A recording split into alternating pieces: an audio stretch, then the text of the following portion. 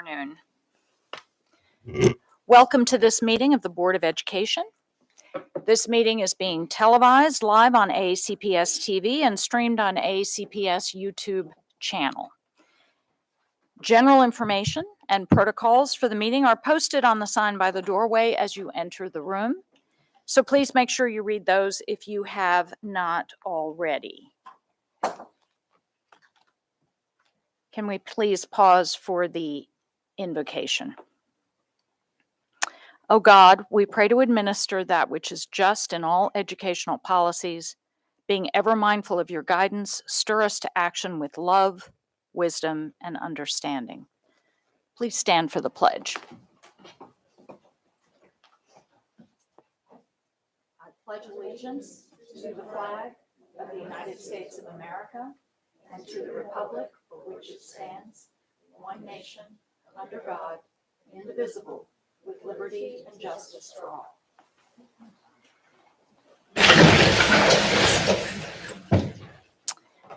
Thank you.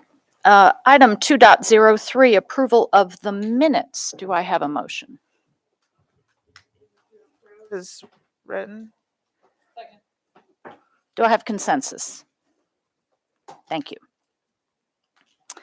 Item 2.04, establish agenda order. Do I have a motion? Second. Okay, do I have consensus? Thank you. Item 2.05, recognitions. We have no recognitions this session. Item 2.06, Educator of the Month. Mr. Silkworth. Thank you, President Tobin. So it is my privilege to talk about our Educator of the Month. It's Lindsay Luna, school counselor, Glen Burnie High School. Our October 2022 Educator of the Month is described by our coworkers as professional, amazing, and 100% invested in what is best for the students, especially those who are English language learners. Miss Lindsay Luna, school counselor at Glen Burnie High School, works very hard to ensure the ELL students have appropriate high school courses needed for graduation and their schedules are correct. She advocates for the students when their schedule needs change to make sure the best interests of the students' emotional or learning needs are met. Ms. Luna is extremely responsive to student needs, makes herself available at any time of the school day or beyond to talk with students, conference with team members, and or advocate for students. She works collaboratively with staff to help students connect to virtual learning. As needed, apply for scholarships and after-school programs that will help them in their current and future educational pathways. Ms. Luna conducts herself professionally with staff, students, and parents. She maintains confidentiality when handling student-specific issues. She provides daily updates of student progress and weekly reports of their current grades. She corresponds with the ESOL team, staff, and parents quickly and can multitask with a high level of dexterity. She leads with her heart and does what is best for the amazing ELL students at Glen Burnie High School. This board appreciates the commitment that you've made to the Glen Burnie community and more specifically to the English language learners at Glen Burnie High School. Today, we recognize your efforts by awarding you as the Educator of the Month for October 2022. Congratulations. Would you please come forward to accept your award?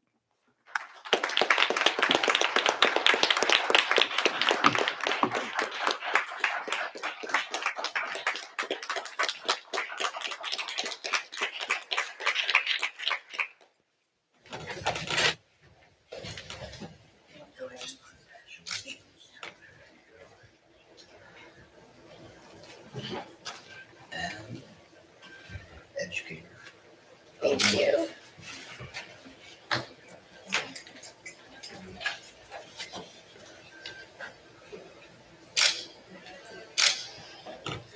So, would you like to take a moment and make some comments? I just want to say that I'm grateful that I have a job that I love to go to every day, and I love supporting my students. And I have to give a shout out to the ESOL team at Glen Burnie High School. They work so hard every day supporting our ELL students, and I'm thankful that I get to work alongside such an amazing team. Thank you. We thank you so much. Thank you.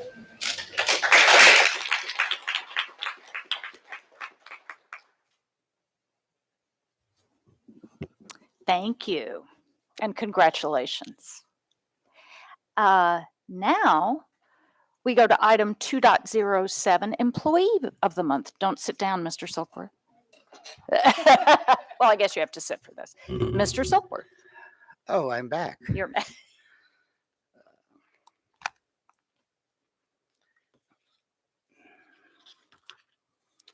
So the next award is Employee of the Month. Team player, excellent organizational skills, knowledgeable. These are just a few of the adjectives used to describe our October Employee of the Month, Miss Ashley E. Smith. As a support technician for community-based services, Ashley quickly took the reins of the position during COVID. She learned every aspect of the job and continues to learn and master the many responsibilities that are presented in any given workday. The Birth to Five program supports thousands of preschool special education students each school year. Thanks to Ashley's interpersonal relationship skills and attention to detail, she executes plans without delay. She has developed many relationships throughout Anne Arundel County Public Schools, pediatricians, and other necessary outside agencies. Ashley is a positive influence and has made her mark at Point Pleasant Resource Center. As you walk through the building, you can see Ashley's import when you enter the lobby. She created helpful signs, creates weekly newsletters, staff surveys, and comes up with innovative ideas and best practices. Miss Smith, your smile, positive attitude, sense of humor, willingness to provide support, and consistency among the programs are outstanding. You can always be counted on to get the job done. Thank you for all that you have done and continue to do for Anne Arundel County Public Schools. Would you please come forward to accept this award?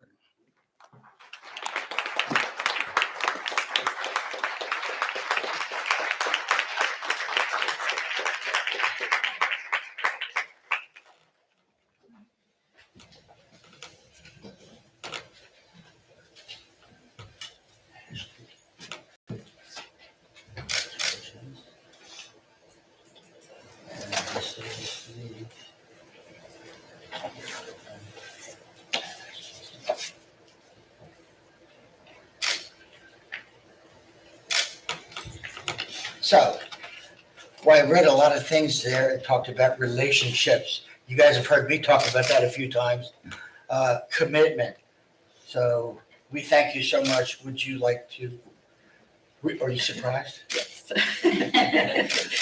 I would just like to say I'm grateful to be a part of the Birth to Five team, and I'm very thankful for all my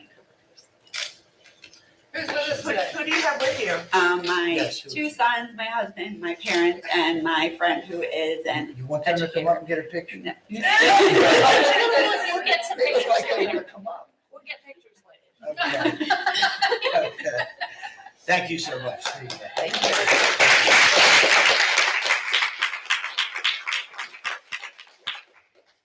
I should add, I'm sorry that following the Volunteer of the Month, we will take a quick break, go out front, and take some pictures so all those who are here can be a part of that.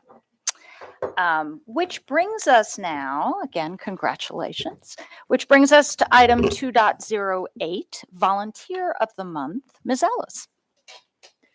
Thank you. They say commitment is an act, not a word.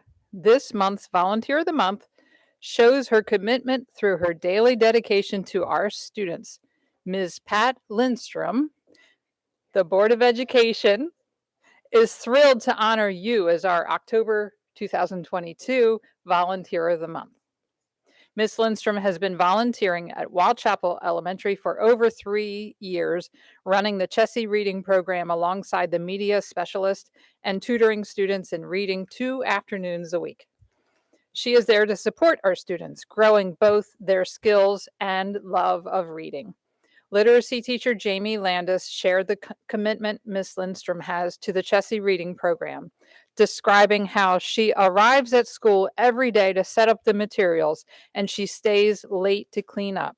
She trains new volunteers and is committed to making sure the Chessie Reading Program is a success, building great relationships with the students and the staff. Media specialist Terry Nielsen emphasized Ms. Lindstrom's commitment to those relationships, as well as student success, describing how Ms. Lindstrom is kind and encouraging with our student readers, but also challenges them to read harder books when they are ready. Ms. Lindstrom recognized the need for additional tutoring for first graders and began meeting with students one-on-one or in small groups to practice phonics skills, sight reading, reading fluency, and comprehension. Brandy Hill, first grade team leader, shared that their students look forward to working with her each week. She is truly an asset to our school and students.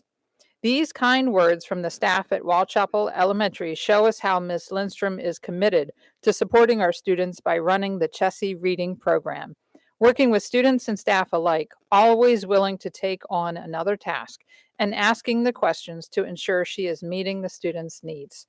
Ms. Lindstrom, Wildchapel Elementary, and the entire Anne Arundel County Public Schools community is blessed to have such a dedicated volunteer, and we thank you for your service. Would you please come forward? It is with great appreciation.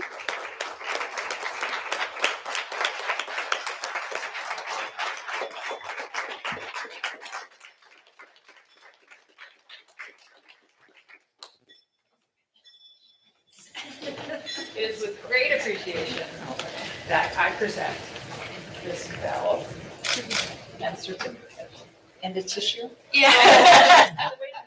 You get this too, because you need to be able to read and remember all the wonderful things that people said about you. These guys are sneaky.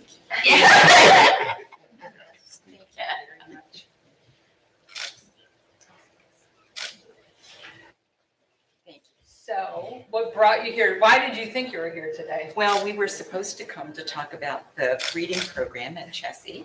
I had no idea that this was going to happen. Oh. So anyway. Well done. Yeah. You have with you. And my husband is there too. And he actually was participating before I was. Oh, thank you too. Thank you very much.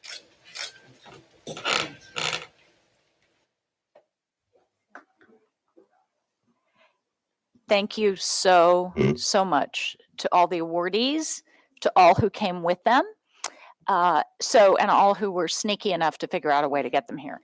So we will take a couple of minutes break to go out front and get some pictures with the folks who presented the awards and families and friends who are here. So come on out. And Dr. Bedell, yes.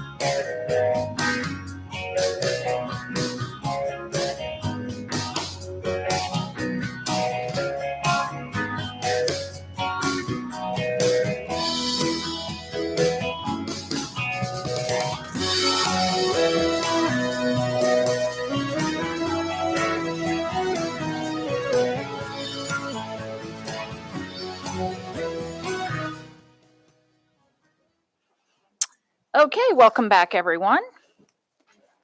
All right, next on our agenda is item 3, public comments. We have no one signed up for public comment today. So that will move us to item 4, reports. Item 4.01, the PTA report.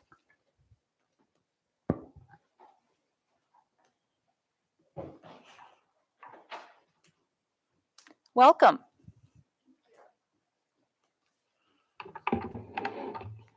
Good afternoon, President Tobin, Vice President Silkworth, Dr. Bedell, board members, and guests. My name is Mallory LaFawn, President of the Anne Arundel County Council of PTAs.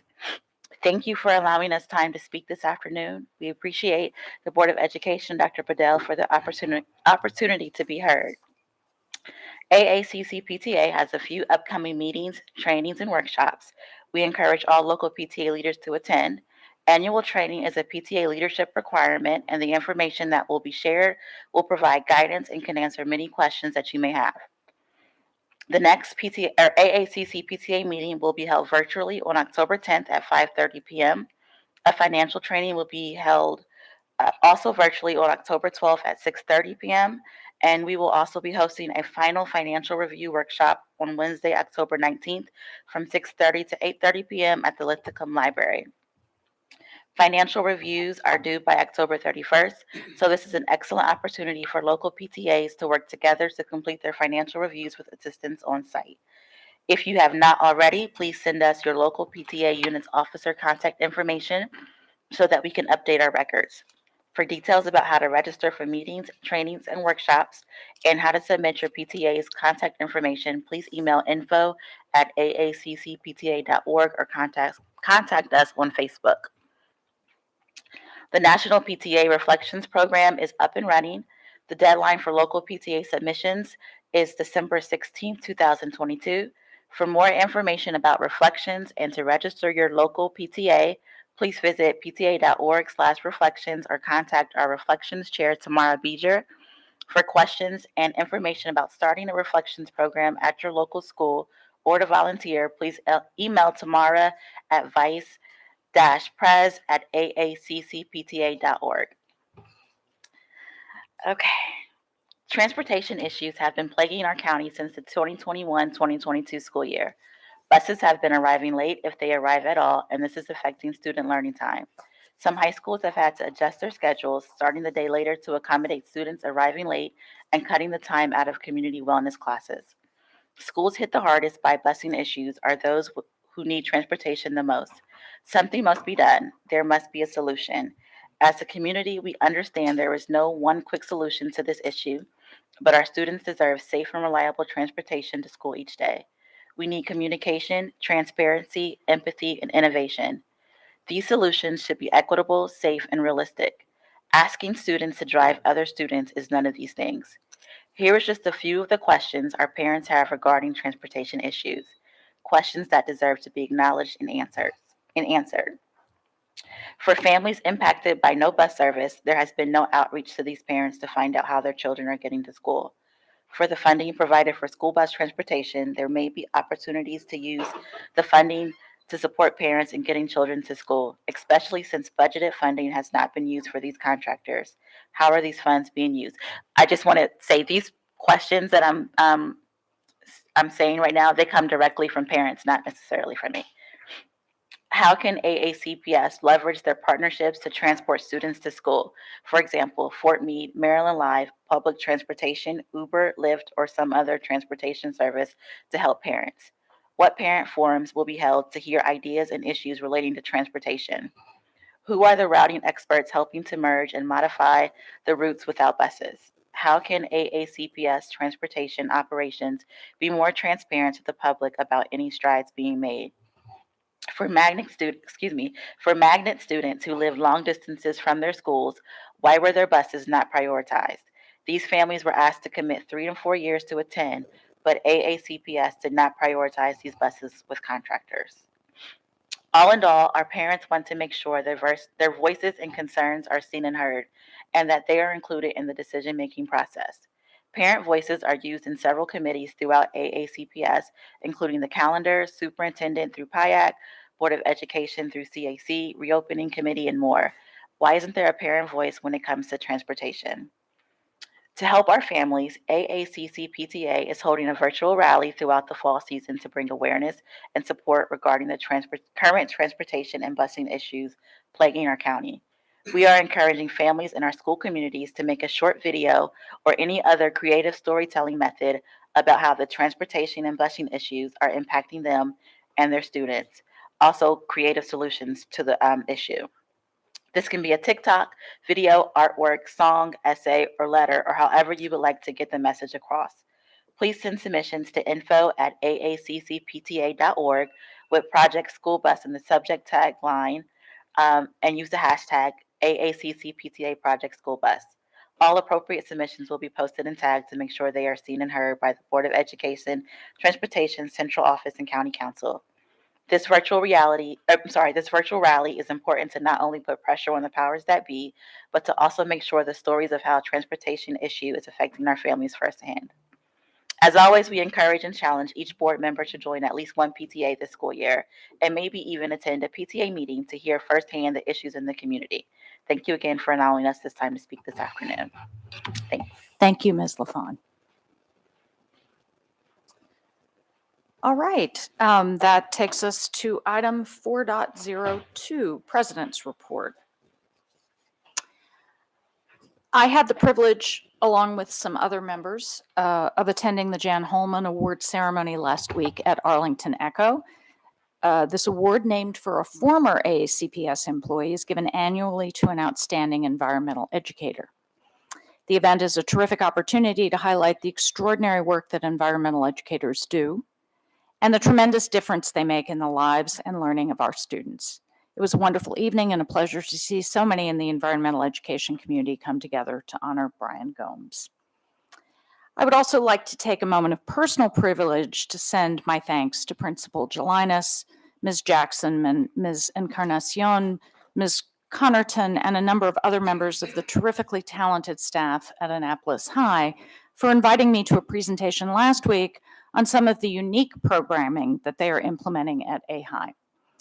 The ESOL department at AHS is extraordinary, and they are pushing it to new heights with an incredible number of exciting initiatives.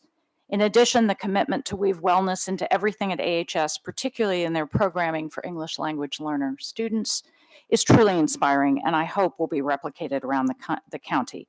I also believe it is a great example of the kind of out-of-the-box thinking that Dr. Bedell is exhorting us all to pursue. Go Panthers. Finally, on this Erev Yom Kippur, once a Panther mom, always a Panther mom, okay? Finally, on this Erev Yom Kippur, I would like to wish all who celebrate an easy fast and a meaningful day of reflection, remembrance, and atonement. Thank you. I'm sorry, yes? And Gemer Hatama Tova for all who celebrate. Thank you. Thank you.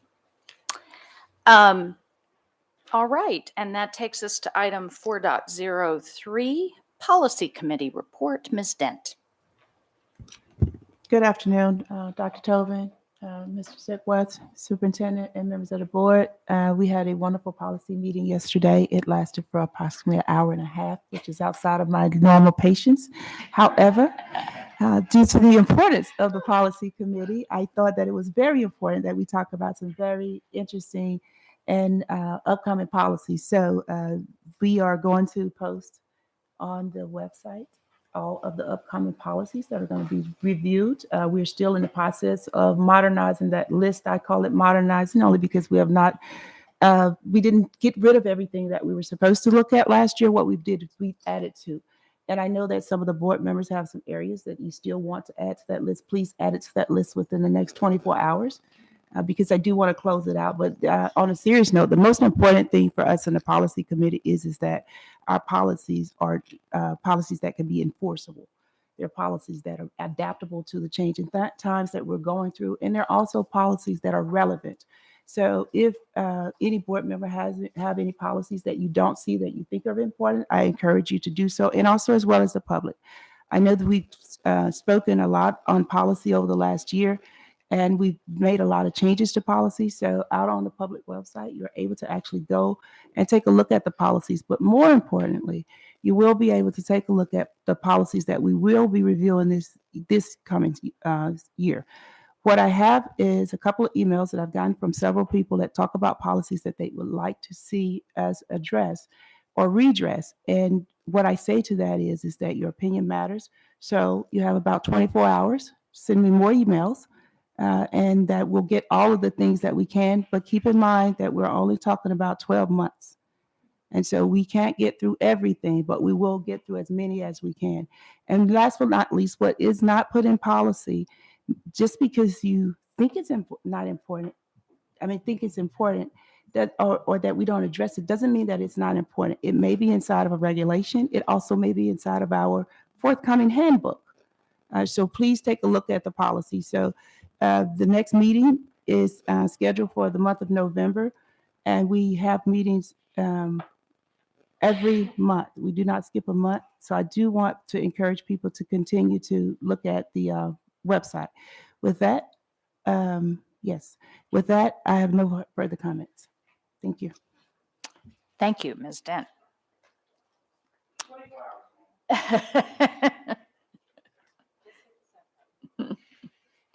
All right, item 4.04, the Equity Committee report. Mr. McGrath.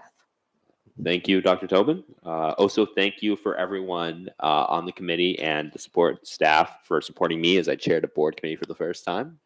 It was a pretty cool experience, so it was a lot of fun. So the Equity Committee met for the first time this school year on the 27th of September. All members of the committee, including Dr. Tobin, Ms. Corkadow, Ms. Ellis, and myself, were in attendance. We discussed the goals for the committee for this school year, as well as continuing the committee's work last year regarding a military student panel. We also discussed a wish to expand the project and include military families as a whole. I would like to thank the AACPS staff that aided the committee and its members. Thank you, and I look forward to what this committee will accomplish this year. The next meeting will be on Tuesday, October 25th at 3 p.m., and it will be virtual. And that is all. Thank you. Thank you, Mr. McGrath, and congratulations on chairing your first committee meeting. Done like a pro. Thank you. All right, that brings us to item 5.01, the superintendent's update. Dr. Bedell. Thank you, Madam President. I want to say good afternoon to all who are here today and those who are online. I have several important updates to provide. I know that many people are interested in transportation and where the school district is, and so I do plan on presenting that on a slide deck in a few minutes. But I wanted to give you an update on some of the other items that I've been focusing on. The one that's at the forefront of everything right now is the 100-day entry plan. We are moving along on that plan and executing many of the items that I said I would focus on when I came in terms of discovering, where we are as a school district, but also as a community as a whole. And so those updates are continuously posted every single week on our website. So anybody has an opportunity and everybody can take a look at what's been done so far, what's missing. We welcome opportunities for any input on the 100-day entry plan because it will also, as I said earlier, serve as a basis for our post-entry plan and then ultimately the design of our future strategic plan from that post-entry plan. I also want to let our community know that our learning management system, Brightspace, we did provide an update and, in essence, a restart on how we would work with our elementary school teachers and our special education teachers. Many people submitted a lot of concerns about the amount of workload that it was creating. And so we wanted to take some of that off the plate so that our teachers can focus on teaching and learning more so than the amount of items that they were having to post to the site. We know that there's also an end user aspect to this in terms of parents and even our students. So we will continue to accept feedback. And what I plan to do at the top of the second semester, our staff will put out a survey to help get some feedback from our parents, from our students, from our educators on how Brightspace is working. And the goal is to work with the company to hopefully make the two work better for Anne Arundel County. And ultimately, if we don't believe that we can move on this, then I think there'll be some tougher conversations that we'll have to have with that partner and some potential recommendations that we bring to the board. So I just want to make sure that I'm planting that seed now. I'm very transparent. I know a lot of people talk about a lack of transparency. You're not, for me, you will get nothing but transparency, and you will see that in everything that I do.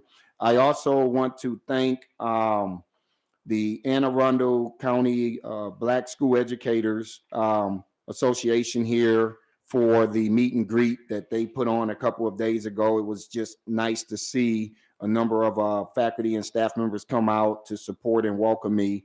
The same applies to Nicole Cotton and Chef Malcolm.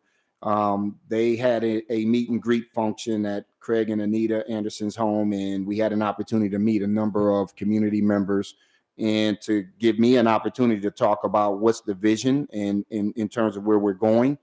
The inclement weather plan has been approved by MSDE, and we talked about that in the last board meeting. I believe it was approved by this board. I just want to put this out. Right? We know that there are days where the weather will be sketchy, and when we talk about sketchy weather, maybe there's ice. The roads are slippery, and there's no opportunity for people really to drive on those roads. We can't put school buses on the road. It's also probably not a day that many of our students will want to go outside and play in ice and slip and fall. So if, people keep having these conversations about, oh, you're taking away the snow days. No, like at the end of the day, if we know we're going to get a foot of snow, I as a superintendent, I'm going to say, hey, that we need to treat that as a snow day. But it's a tool that we have in our pocket for those days where it may be sketchy, and we will utilize it as needed. But we're going to be very sensitive to that experience that our families want to have, because I saw it on the national news today. There's talk about snow days are gone. Well, snow days aren't gone in Anne Arundel County. But I do want people to know that it is a tool that we will utilize on those days, in particular when we know that we have, sketchy weather. So we'll make those judgment calls, and we'll do that as a team, and we'll put those announcements out. But I just want to make sure that people understand that even with this approval. And then the last item that we want to do is the transportation update. So for that, board members, I will head to the podium.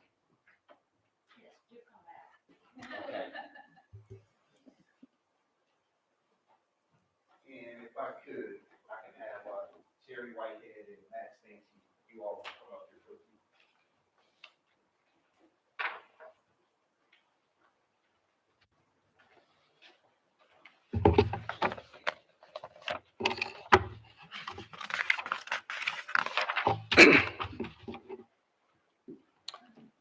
All right, I think we're ready to go.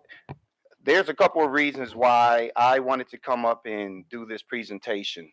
Number one, I think it's important for the superintendent every now and again to come up and present and to stay relevant with, how you present to a board, but to also model for faculty and staff around just how you present. And I think sometimes it can create a lot of uncomfortable feelings when people come and speak in front of the board. And I remember my first time having to speak in front of a board in Baltimore County. I had a 3-button suit, and I buttoned all 3 of them up. And everybody knew I was nervous, and my superintendent was laughing. But ultimately, this is just about helping everybody kind of relax on how we do these presentations. The final reason is we've worked on a new template. And this template will become a common template that we utilize. I feel that we are probably about 95% of where I would like for the template to be, but it's a template that will allow for us to truly have some cohesion with the presentation, some connection to policies, some understanding of where we were, where we are now, where we plan to go. And to also include some data So that way anybody can go back to these slides and they can go onto our website or to YouTube and they can refer back to what we talked about. So let's kind of run through this template so you can see where we are. First slide is basically on connecting policy. So we know that there are federal laws that we have to adhere to as a school district, in addition to board policy and administrative regulations. We know from a federal standpoint, we have to make sure that students that receive special education services are getting service, in addition to our McKinney-Vento students, which are our homeless kids. They take precedence over any and everything because that is a federal law. That may mean that it creates constraints. It's kind of like when you build a master schedule and you have tripletons or you have doubletons or you have singletons, right? Singletons are a lot easier because you can just plug those in. It's a one schedule, one class. When you have these tripletons, it becomes a lot harder. And so for us in transportation, it's the reverse, right? Those singletons become a lot harder because they are outliers. You have to go and pick these kids up outside of county lines. It may be a certain amount of distance. It may be a certain type of criteria that you have to have from an age standpoint to transport kids. And ultimately what that ends up doing is it ties up some of your routes, some of your buses where you might only have 3 or 4 kids being transported because of that federal law and the requirements that in essence would normally take 60 kids or 65 kids. So we have to become more creative in how we counter that, but making sure that we adhere to federal law. And then our board policy, EAA, and our administrative regulations, really for the county, we're committed to provide transportation for students based on student residence in relationship to their school, in addition to approved out-of-area transfers and in extraordinary circumstances that warrant school bus transportation. So here's some of our current challenges. We have a nationwide bus driver shortage, and everybody's fully aware of that. We have non-competitive wages as compared to the private sector, and we talked to you all about who some of those competitors are a few weeks ago. Shortened time frame limits the use of some buses. We moved from a 4-tier to a 3-tier routing system to also become more efficient in adherence with prismatic findings. High cost of living in Anne Arundel County.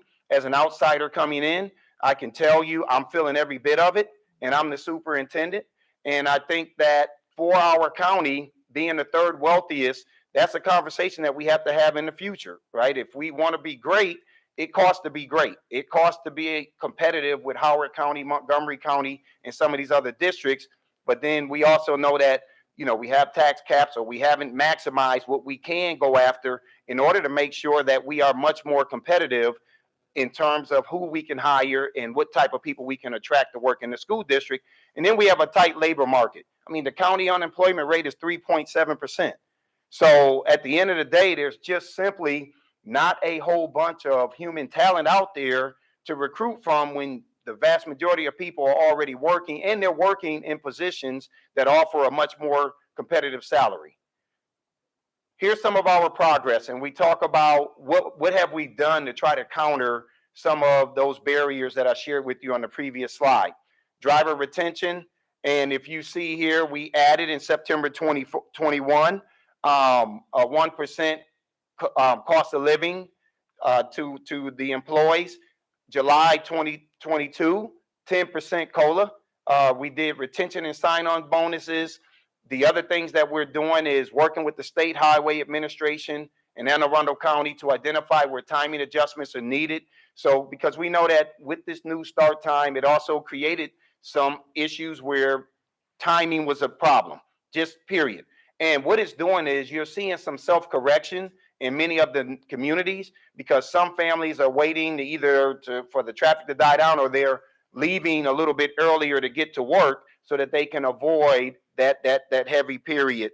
So we also know that from a retention and sign-on bonus standpoint, you know, I've had 2 meetings now with Stuart Pittman, our county executive, and they were generous in supporting us with additional funding to allow for us to help recruit some more bus drivers and to really focus on this workforce development. So we're thankful for that partnership. And when I met with him last week, I shared with him that we would be providing an update to the community around where we are. We do talk a lot about outside of the box thinking when I met with Terry Whitehead and her team the other day, who's a director over transportation.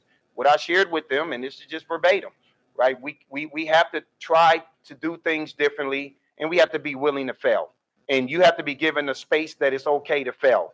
Not trying anything, to me, is the ultimate failure. And those are the ultimate decisions that I have to make around, if we can't fix it because we're not trying anything, then we have to look at different directions to go in, period.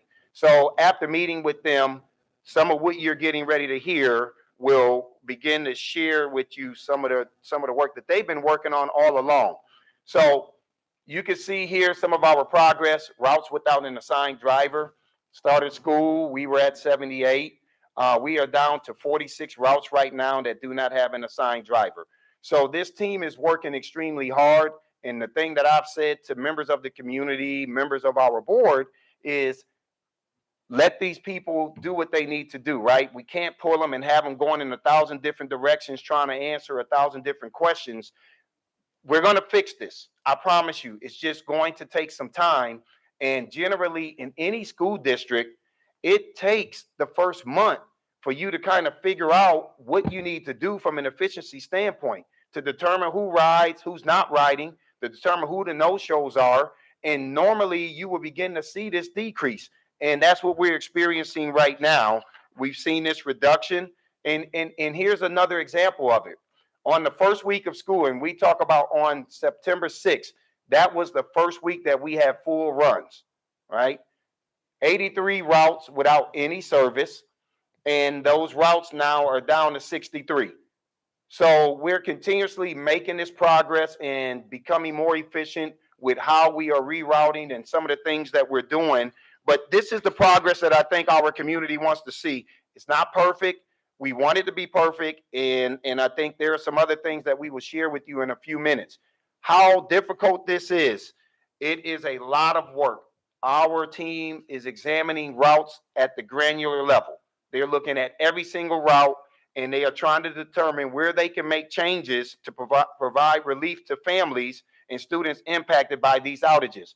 109 locations, 520 buses, 1,200 plus runs, and that does not include our special education runs. So it is a massive operation that we're having to navigate through and try to address these deficits so that we don't commit any further harm to children by not being able to get them to school.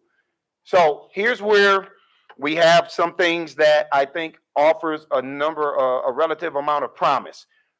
What we have experienced is that our single-tiered high school and middle school buses, the routes are too long to service another school in the morning and the afternoon. But what staff has done is they've actually identified single-tier buses that have a high school run that is long enough to prohibit a second run at a middle school or elementary school in both the morning and afternoon, or a middle school run that is long enough to prohibit a second run at an elementary school or high school. So let me kind of break down what that means.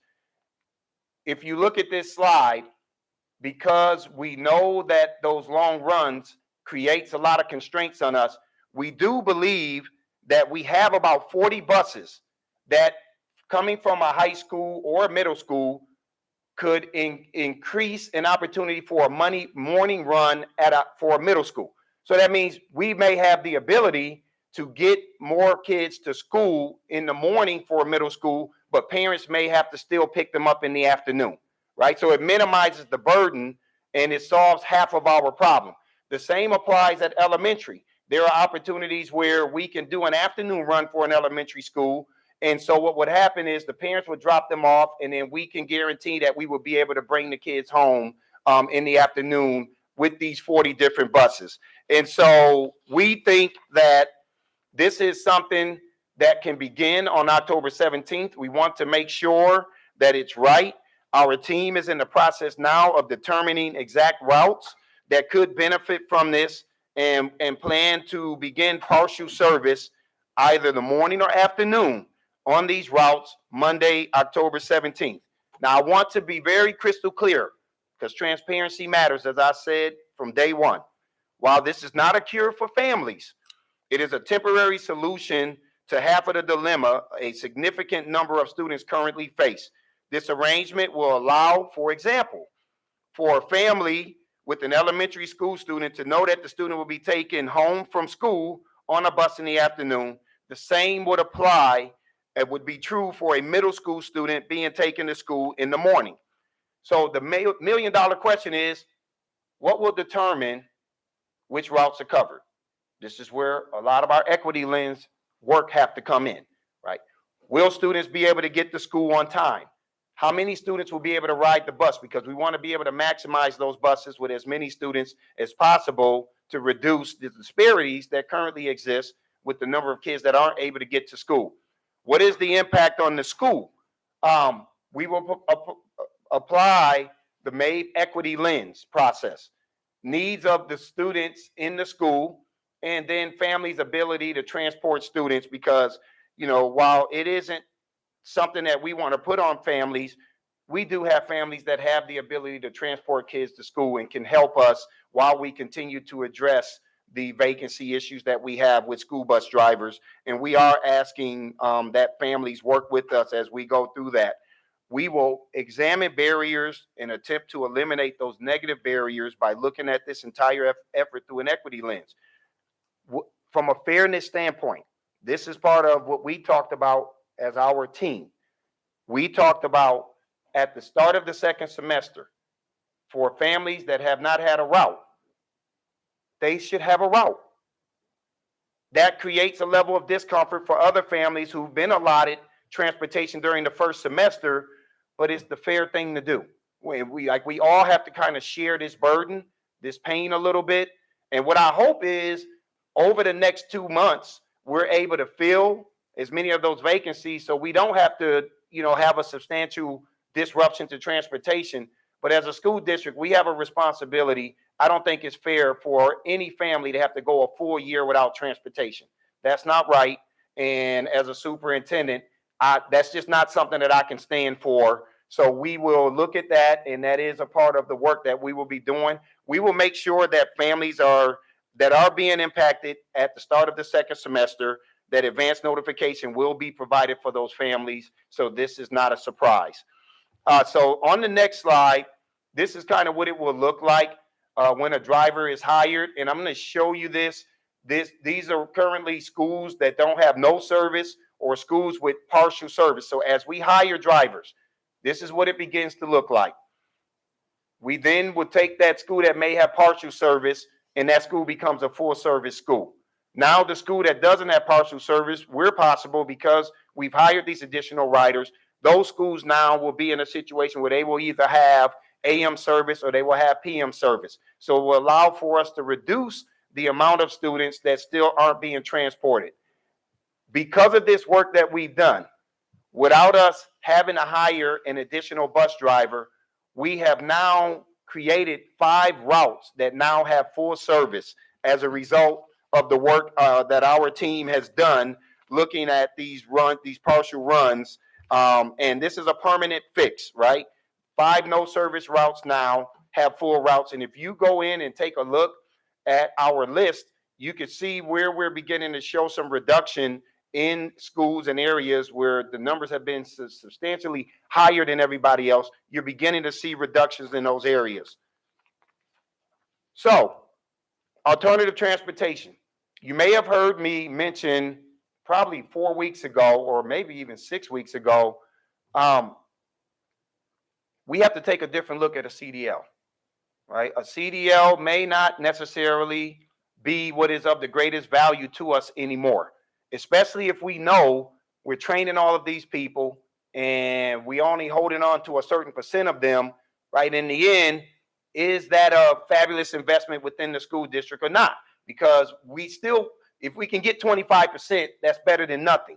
But I'm not interested in us having 75% of people that we try to train, either they're not successful for whatever reason because they can't pass the test or they can't pass other items, or we're just simply in a situation where they get the CDL and they're leaving us.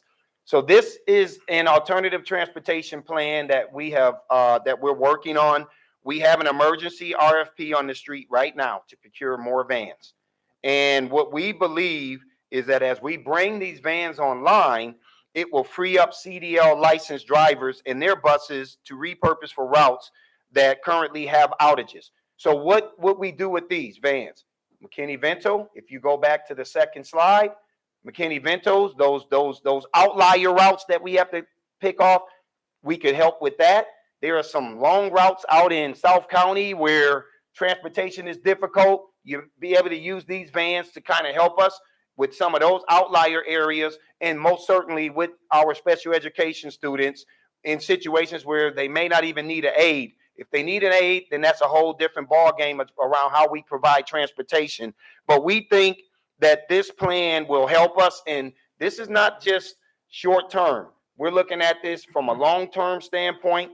We're looking at it from the school district owning this and creating our own fleet, right? We have to also think about that. I went to our site out on Millersville Road. Yeah, it's pretty awful. I went out there. I'm just calling it the way I see it. It's just an awful facility, but this is what we have, right? We need a comprehensive site, because if you want to try to attract some national people to come in, right, you need to have a bus lot. You need to have a comprehensive bus lot that can hold the fleet for us to be able to have more control. And when we have more control, we get to control where those buses go and who gets picked up and who doesn't, and we get to use data to make that decision. It is very hard when you have 16 different providers. You don't have a lot of say over who goes and works for what vendor. And this is not taking a shot at vendors, right? I think we just have a responsibility to have more ownership as a school district over our own fate. I just don't like putting all my fate in the hands of other people when I think we can control that. But there are some things that we have to do as a system to make ourselves more marketable and more attractive to people that may want to come and work for us because of the assets that we have. And that's a bigger conversation. I'm putting that out there for the elected officials and everybody else to hear. I think that's important. And what will happen here? Here's how we see it from a pipeline standpoint. Possible future pathways from van driver to bus driver. It's much easier to get a van driver right now because they don't have to have a CDL. But then it also allows for us to pay them while we also can work with them to train them up to eventually drive CDL. And maybe we buy some time in a manner in which we're now able to compensate them more. So as we groom them, they don't want to go anywhere else. And it's not just about compensation, board, community. It's about how you treat people. You treat people well. Sometimes people just need time, right? Little things can go a long way. And that's something that we have to think about in this highly competitive workforce. How do we treat our people?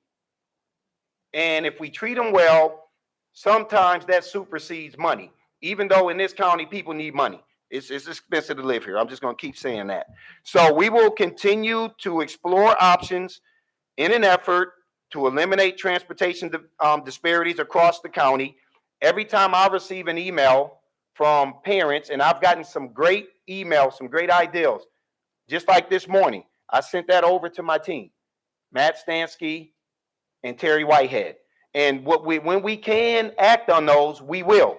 So I want people to know we're not closed-minded. We don't have all the answers, and we don't proclaim to have all of the answers. Yes, we are the professionals, but at the end of the day, we are a community. And in my opinion, we all have to work together to try to solve this. And there may be ideas out there that we're able to implement. And then there are times when we just simply can't implement it because it's not feasible. It doesn't mean that we're ignoring you and we're not looking at your emails. I look at each of those emails and I forward those to our team. And so that's the commitment that we have. That's where we are right now as we continue to address our transportation issues. At this time, myself and team, we're here to open it up for questions. Thank you. Thank you very much, Dr. Bedell, and welcome, Mr. Stansky and Ms. Whitehead. It's good to see you here. Thank you for being here today. So I see several lights. I hope I'm getting them in the correct order. I will remind members that we do a first round of questions, and when questions have all been asked, we do time for comments. So, Ms. Schalheim. I'm so happy. That was fantastic. I mean, music to my ears. So that's a little bit of a comment. I'm not trying to I'm getting my question. So thank you. It's lovely meeting you. Ms. Whitehead. We've communicated very briefly on email a couple times. It's great to see you here. Welcome. I loved everything I heard. I can't stop smiling. I was going to stand up and clap, but I thought that was extra. So going to like the whole bringing it in-house, getting ourselves like a better bus lot, getting ourselves a better working environment for our fabulous transportation team and those folks that work up in Millersville. I didn't see that in the CIP. I'm hoping that you're now saying like in future that will go into that plan so that we can start preparing, capital wise for what we're going to need for those types of items. So that's a question for you. Yeah, so to be honest with you, I haven't shared that with anybody yet, none of my team. I just shared it based on my visit. So that's a conversation we'll have to have with the team. But I think it's something that we have to think about what assets we have and how can we take advantage of this competitive market. And I just know sometimes amenities can make a huge difference in whether people want to come and work for us or not. And them knowing that they have everything that they need and all of the resources to do their job at a high level, that makes a huge difference. So that's something that our team will definitely talk about as we think about the future of capital projects. And that's wonderful, and it would be supported in Prismatic's report that I know you've read and we've all seen, and you'd have my support. So yeah, it's a great goal to work towards. Thank you. Thank you, Ms. Scholheim. I believe Ms. Dent was next.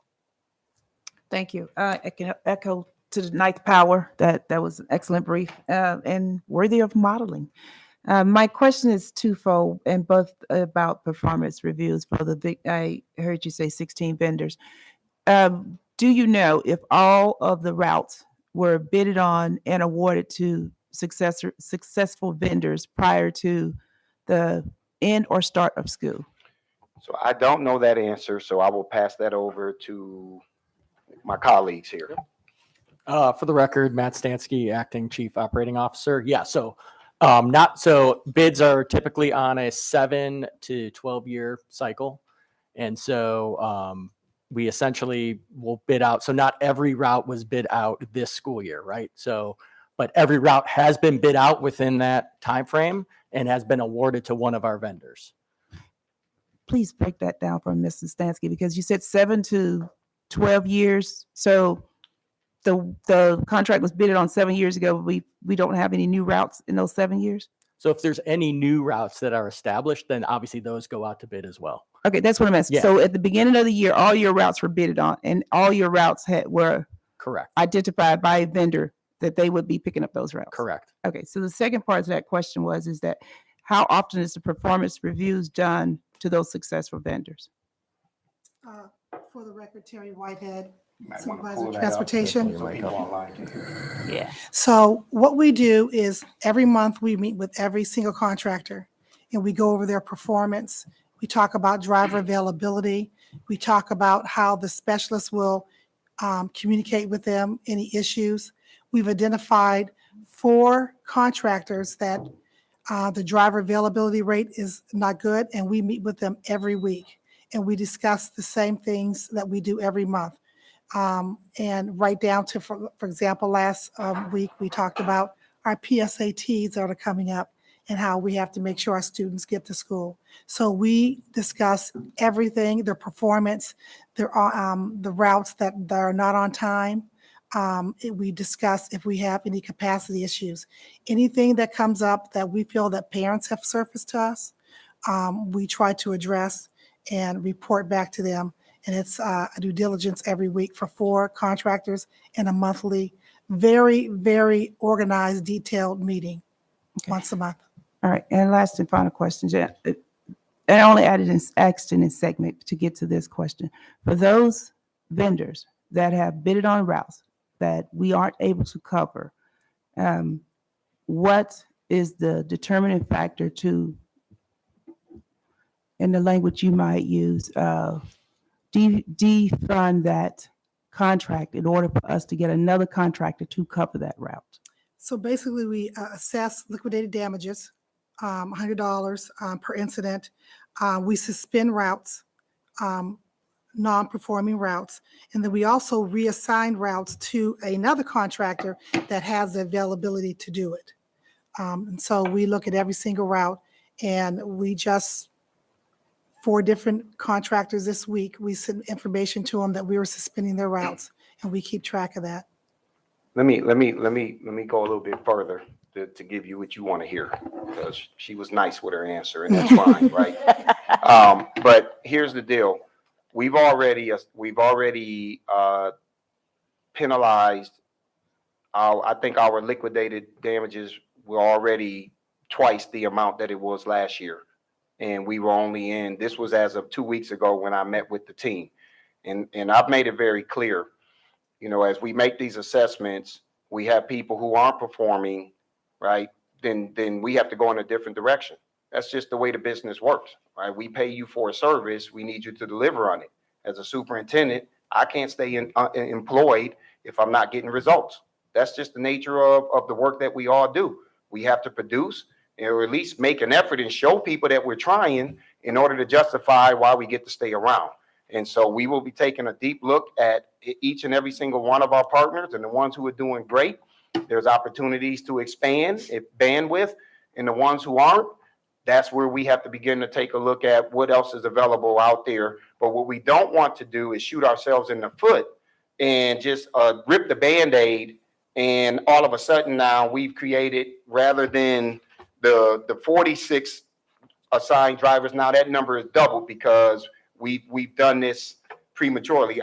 Ultimately, it's just like being a high school principal. I don't want to catch you in a hall sweep, so I'm going to go on the PA system. I'm going to tell you, hey, we're doing a hall sweep, because I don't want to catch you, because I really don't want to do the paperwork that it takes to put it in the system. Same thing applies to this. I don't want to have to be in a situation where we're having to tell a company we can no longer do business with you. But I think it's a fair warning that if you aren't doing what you need to do, you're hurting the bottom line of what we are held accountable for, which is to get kids to school. We can't get kids to school. We're kind of dead in the water already. And that was the answer I was looking for. Thank you. That was? That was exactly the answer I was looking for. Fair enough. Okay, that was taken care of. Thank you. I believe next was Ms. Corkadell. Thank you very much for the presentation. So just as a follow-up, I know our priority right now is getting our routes that have no service into service. And as we are unwinding that, could you give us a picture of when we will be in a better position to tackle Civil Twilight and some of the other, the folks who weren't part of the start time benefits and time changes? Is that something that, particularly with Civil Twilight, I just want to ask that because in January, that's when that is at its peak. And it's right as people are coming off of winter break. And so that is great news up on the screen. I'm loving that. But it would be helpful if we could either prepare our families for extra safety tips that they can be taking to help mitigate that. Because we do have a lot of routes. I know in my district, I have quite a few, like a lot, percentage-wise of the school and just in general, to help start to work to unwind that. Because clearly we need to get routes and a bus to people first. And I want to make that clear. I'm not suggesting bypassing one thing for the other. But as we look forward, what can we anticipate? Yeah, I think that's a great question, and I don't know if any of you have an answer. I don't really have an answer because my focus at this point has been solely on let's get the kids to school first. Yes, exactly. And then once we get the kids to school first, then I believe that becomes the next phase of what we have to work on, looking at the number of kids that are getting picked up before 7 o'clock or 7:10 or whatever the threshold was. We are talking about, I don't know if it's less than 1% of the population that's impacted in this school district where they're having to get on their buses anytime between 6:50 and 7 a.m. So it's not a whole bunch of kids. I mean, well, 1% is several hundred kids in this school district, but you know, it's something that once we get this piece addressed, that's the next piece that we will tackle. And I think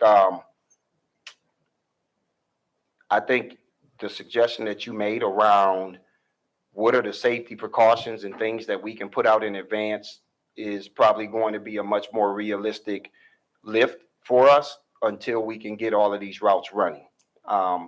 That's really the best answer I have for that one. I don't No, want no, to I dance appreciate around it. I want to make sure that people have reasonable expectations as to what we're looking forward to, and that number two, it's not off of the radar. It's not. But we have to prioritize the missing routes to the others. And I just want to make sure that's clear, because yes, as a global perspective out of 84,000, but as a district perspective, no, I'm like at 40% in some of my schools and stuff. And that's no new news there or anything like that. But I just want to make it perfectly clear, because we can do things to prepare as a community.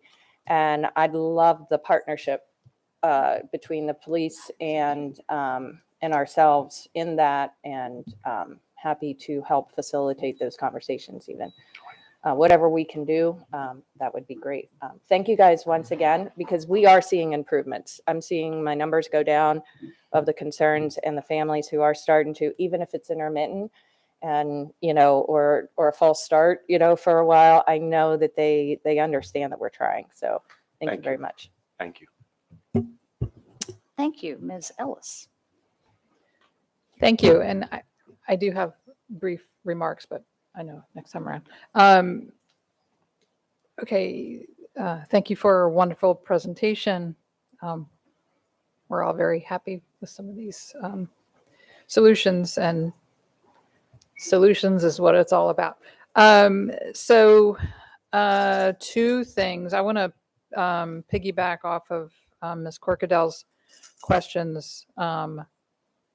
First, some of these vans that will hopefully be put to use for some of these students that live more sort of on the fringes of the county and have longer rides, that simultaneously, I imagine, will take care of some of those pre-civil dawn pickups, right? Because they would, if a van's going out to pick up one of those students, they're not getting on the bus any longer at 6:50. They're probably being picked up closer to their school start, right? I'll defer to the expert on that one. So the vans, our number one priority are special ed, right? Our non-public, and our homeless. Because we know that they can travel to Baltimore City, out to Frederick County. And then we will look at our other priorities, as in looking at the civil time. But also we want to make sure that there's equity involved in how we are assigning those vans. But the majority of the vans are going to be special ed, non-public, and McKinney-Vento. Yeah, no, I get that. And I know that was the priority, but it was mentioned that some of them might be able to be put to use to pick up those kids who are currently on longer routes because they live further away. And we will look at that as we're trying to secure our own vehicles. Then we can start targeting some of those areas of the longer routes, and also on the earlier start times or pickup times. Thank you. Yeah, again, I can make a brief statement in a few minutes, but it has been an expectation of this board, and it still is, that we don't have students out in the dark. So that is, I am glad that we're having this conversation, because I did not see on the slide, when we talk about who we prioritize, that those are a big priority, I believe, for all of us. I also hear us talking about, well, we're focused on this, we're focused on these routes that aren't currently covered, but we can have work going on simultaneously, correct? Because we have routers whose work is still ongoing, correct? So there could still be some improvements in some routes. That's the understanding I had from the meeting that we had a few weeks Yes, ago. it's a daily discipline. Mm-hmm. So as the school year progressed, our specialists are able to meet with the contractors more often, and they're able to fix and rectify different problems, addressing exactly what you're saying. It's always a daily discipline, right, that we route by route, school by school, that we address and try to close those gaps.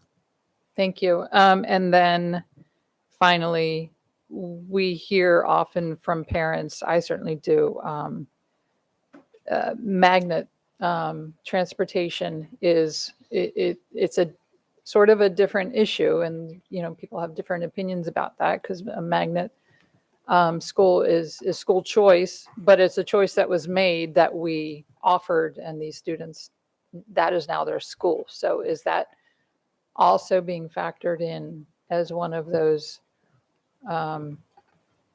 sort of, let's look at this closely and make sure these kids are getting to school? Yes.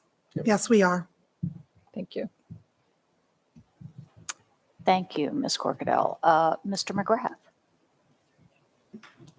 Thank you for a great presentation. I was just interested, the 5 routes that are now like fully serviced. I was wondering what clusters those were in.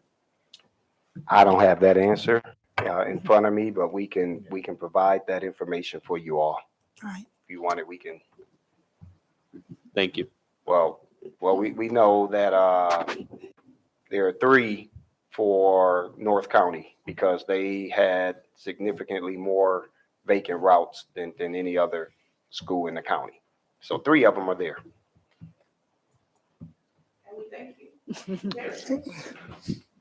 Thank you. Yes, sir. All right. Thank you, Mr. McGrath. Ms. Frank. Yes, thank you. So you mentioned that you would be essentially moving the burden of who has a route in the second semester, correct? Yeah, that was our conversation as a team. I told them that we need to make sure that we don't have families going the entire school year without transportation. That is correct. Do you have, with the current projections that you have for where you think you'll be with bus drivers, how many students have service now who will likely not have service? So I don't have that data at this point, but that will be a part of a future update. Okay, because I'm assuming you're closing the gap at the We same are. time. Yeah, so it we won't are. Be what it would be today by then. Yeah, but I think the predictability of that right now is very difficult because of just the amount of, for better choice of words, the amount of mobility that exists with the number of people who are in and out. Like we hire people, we still have drivers who end up resigning on us, and it just makes it very unpredictable. My hope is, of course, we don't have as many families that will be impacted because of the work that we've done over the first semester. So I think we'll probably know more. I don't know if it's safe for me to say this publicly, sometime late November on this. Yes.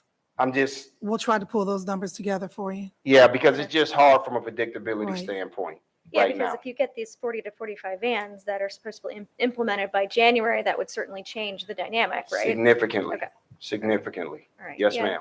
Yeah, just this is definitely something that we would want to keep on top of, letting these students who currently have service know that they may be without, and just give them as much leave time as possible. And we will. And I mean, I guess that's a big part of why we wanted to say it today during this presentation, months in advance. So, because it's the right thing to do. No, I appreciate it. Thank you.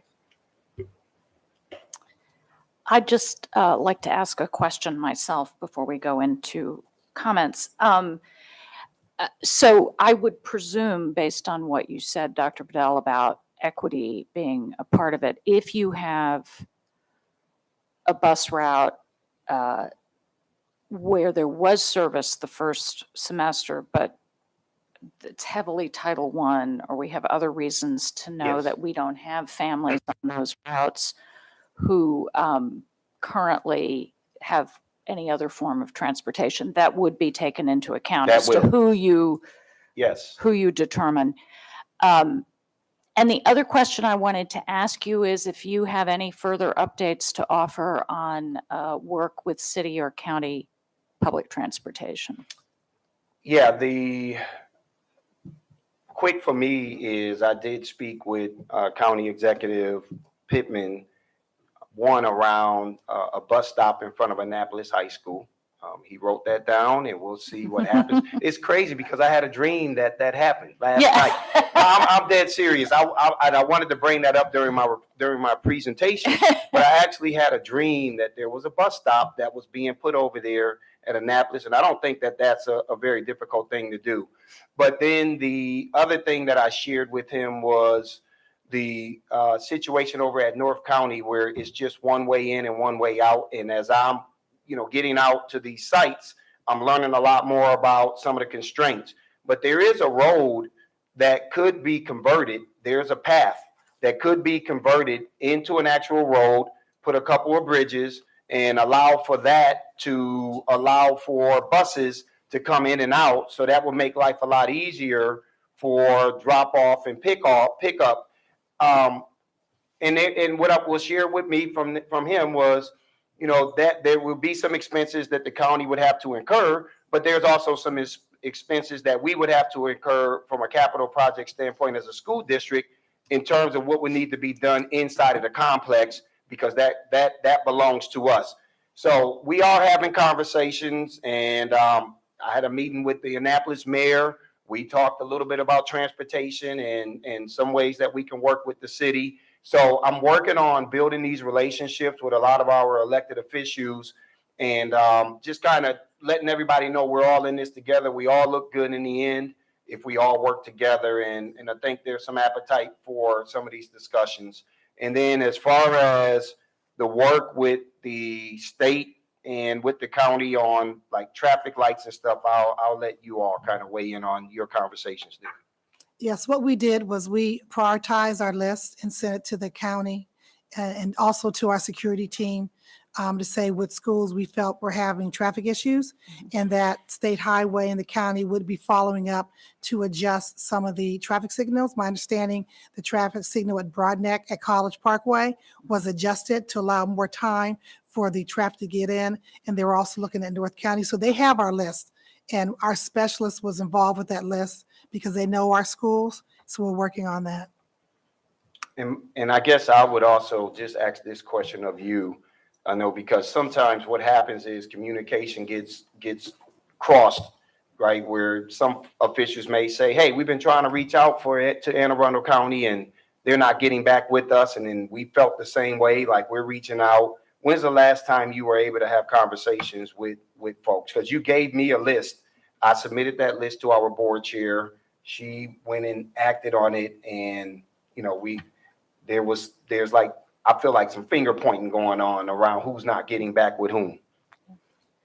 So what answer do you want? The truth. The truth.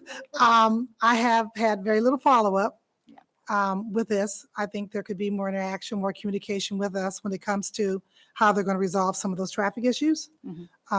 So I know in our meeting, you said that you would reach out and touch, so we could Happy use to do that. so. Okay. All right, and we'll work on this. I think everybody wants to do what's in the best interest of this school district. I really believe that in the meetings that I've been in. So I don't, it's not about finger pointing. I don't want people to think we're pointing fingers at you all and saying you're not being responsive. I'll be the first to tell you as a superintendent, I will admit it, that when we are in the wrong, and I have no problem saying we're not doing our part. But we will work with you all, and we're just open to try to fix this to the best of our ability so that we can make driving a little bit easier and more tolerable for everybody. So that's our commitment to our partners out there. Great. Thank you very much. For those who have statements, I think this is the order I've seen lights. Ms. Ellis. Thank you. Thank you for a wonderful presentation. Thank you for bringing us solutions. This is, I think, great news for our students. We don't want any students, any routes uncovered. So obviously the work will continue until that's the case. Prismatic gave a report on our transportation system, and the biggest dollar item on their recommendation list was that facility on Millersville Road. And certainly if we were to have our own lot and maybe someday our own fleet. It's a huge investment for the community. But for me, budgeting is about the fundamentals first, and infrastructure is one of the most important aspects of a community. So I see you grinning, Well, Dr. I am. You want me to respond to that? Or? Well, yes, in one moment, but I just want it takes a commitment on all of our parts. And I'm thrilled that we have a superintendent who seems to be committed to this. I know we have spoken over the last couple of years with our local officials about this. And I feel like we are in a place right now that we weren't just a few years ago. I mean, I've been advocating for this since I became a board member, but I think a lot of people's eyes have been open in the past couple of years. And so I am fully committed to working with everyone to make that happen. But when it comes to use of our taxpayer dollars, we always have to make choices. And I think we can never neglect infrastructure. So I just wanted to make that statement. I would agree. That's why I'm smiling. In my previous school district, that was one of the things that my team brought to our board of directors was let's purchase the bus lot that the transportation company was leasing. They were, and it's a beautiful facility. And so we did that, and we showed the board how over a 3 or 4 year period that the investment that we made would be paid off, and then there would be residual money that would come in. But ultimately, it made it a lot easier for us to have people respond to our RFP, because this was a school district where we were not getting any transportation companies to apply. So we were always stuck with one company, and that one company treated us the way that they could because they knew they could abuse us. So fortunately, we were able to do that, and went with another company. And probably the thing that we started working on was, while we have this outside company, we started purchasing our own buses, started purchasing a number of mini buses that had Kansas City Public Schools on it. So that allowed for people to start to see that we're starting to build our own fleet. Good news here is we already have a fleet already started, right? So our goal over time would be, how do we become more dependent on ourselves, to provide transportation rather than somebody else? But purchasing that lot gave us everything that we needed. We bought our propane tanks, all of that kind of stuff, and we had everything there, and it just made a lot of sense. So to your point, we have to do fundamental one-on-one things. That's just the way that it goes. It's got to be gradual, and that takes time. It doesn't happen overnight. It's a process. It's just a process. A lot of this stuff that we're doing is a process, and that's something I need the community to understand. You can't fix all of this overnight. This is like the Titanic. It takes time to turn. You don't want to turn too, you don't want to turn too fast, and we're devastated because we didn't do it the right way. Thank you. Thank you. Ms. Dent. I just want to say for the record that I unequivocally appreciate your active involvement in finding a transportation solution. I can remember a lot of things about our interview with you, but one thing stood out that was always there was the passion that you had for fixing imperfections. And to use your word is that I'm a change agent. I think you've held up to it remarkably. I will say for the record also is that I did not tell you about that road. And I'm just so glad to hear that you're the second person that have said that, why not use that word? I was the first one. So I just appreciate just the common sense approach to let's just make sense with small things.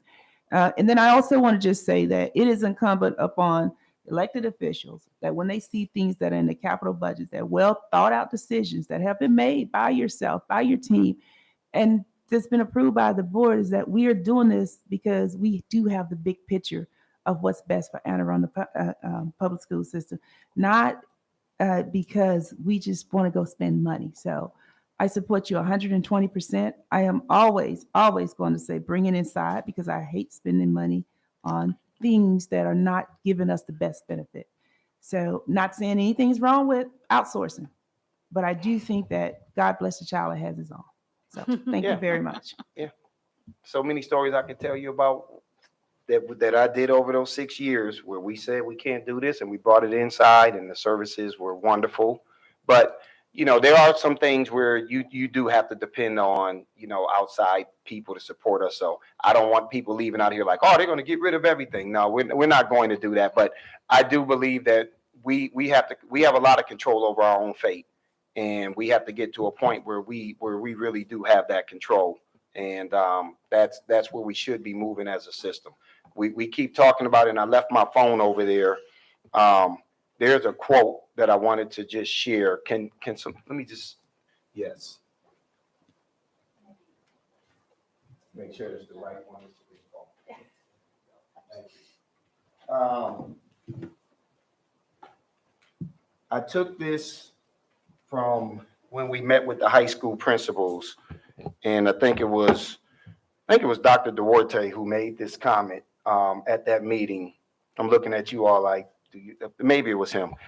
Greatness is not a function of circumstance.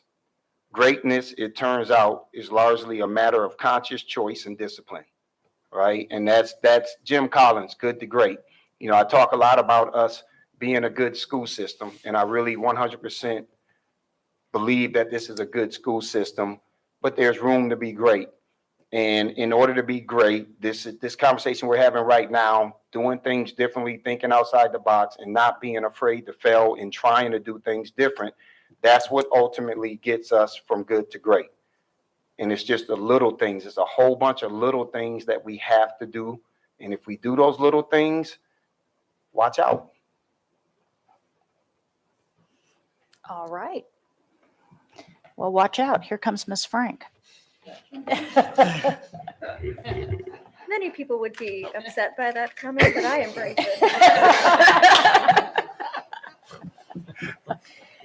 It was meant as a compliment. I took it as one.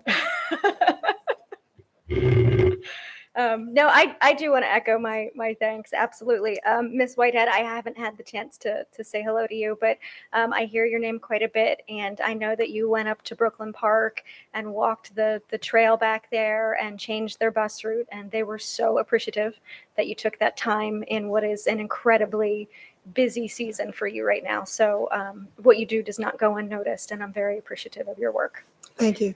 I also want to just, as we're talking about some of the board priorities, bring up a couple of priorities that I had that I hadn't heard yet. We still hear, and I know that this is probably not the time to have the discussion, but keep it on the radar for future discussion. We still hear about, because we moved the bus stops into so many new locations, parents concerned about the safety of where they've been moved and asking, can we get them moved to this side of the street or to this road, or can they just turn around here and go there? And I know that they've been reaching out to me. I'm imagining they're reaching out to you as well. I actually have a family, their students haven't been to school because the mom has deemed the bus stop not to be safe. So for weeks and weeks and weeks at this point. So I know that we need to have those conversations. I know that there are priorities and that may not be that yet, but I do absolutely want to say, please let me know when to start really digging into some of this, because, I've forwarded a few things here and there, but I'm not sure what to tell some of these parents. And Okay. I don't know when the time is going to be right. So just be aware that I've sort of, yeah. I did. I usually forward them right to the team. And I'm trying to just wait because I know you're working through so many issues. But let just keep in touch on that and let us know. And then I also want to say, just because we all have very unique districts, when we talk about we should prioritize and use an equity lens, I would actually disagree because I think that you have to take into consideration other aspects of transportation. Some of us have a lot of Title I schools in their district. Some of us have the largest geographical region as our district. Personally, I have a school that's at the very back end of the longest dead end road in the country. So, yes, we all know that. So when you prioritize one problem over another, you unintentionally create more. And I will say with the buildup on Mountain Road, if you pull a lot of the buses away, you will create a traffic problem for everyone in those schools. Yeah. So I would just want to give the other side of that argument, and I'm sure Michelle would have her own arguments in her district too, that it's not a one size fits all, and that I would just advocate that we look at this holistically rather than just one lens. I think that's the essence of equity, right? It's not just, I think people always go to, well, you're only doing this for Title I kids or high poverty kids. And I keep saying to people, equity looks different for different scenarios, right? And that's part of what we would be looking at. We don't want to cripple another area and create a log jam, and now we've created inequitable log jams. Like we look at all of that. I talked about that when I interviewed with you all, right? Like I said, when people said to me in Kansas City, you know, are we servicing our system in a proper way across the whole system? And I said, no. I said, you know, it's not just we're not addressing disparities, and that's inequities. We're not servicing the school district properly. We got communities, just because they're wealthy and they have holes in their community, right? You've created inequitable opportunities for their kids to learn. So we look at all of that, right? But I mean, there's a formula we look at. We want to, and I think on that there's a sheet that we just couldn't see. It wasn't legible. That MABE piece that we have on there. So, you know, we take a look at all of that, Ms. Frank. But I get where people hear that word and they like, oh, you know, and then people might want to call you like, oh, they're not gonna look at taking care of our district. We're gonna look at all of that, and we understand that there are variables that we have to take into account as we make these decisions. Absolutely. Thank you so much. Thank you. Ms. Corkadell.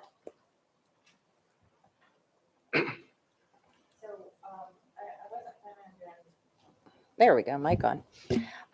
Thank you, President Tobin. I wasn't planning on making too many remarks, but when you brought up the fact that we need to be developing new, stronger relationships with our elected officials, I just want to say that, you know, we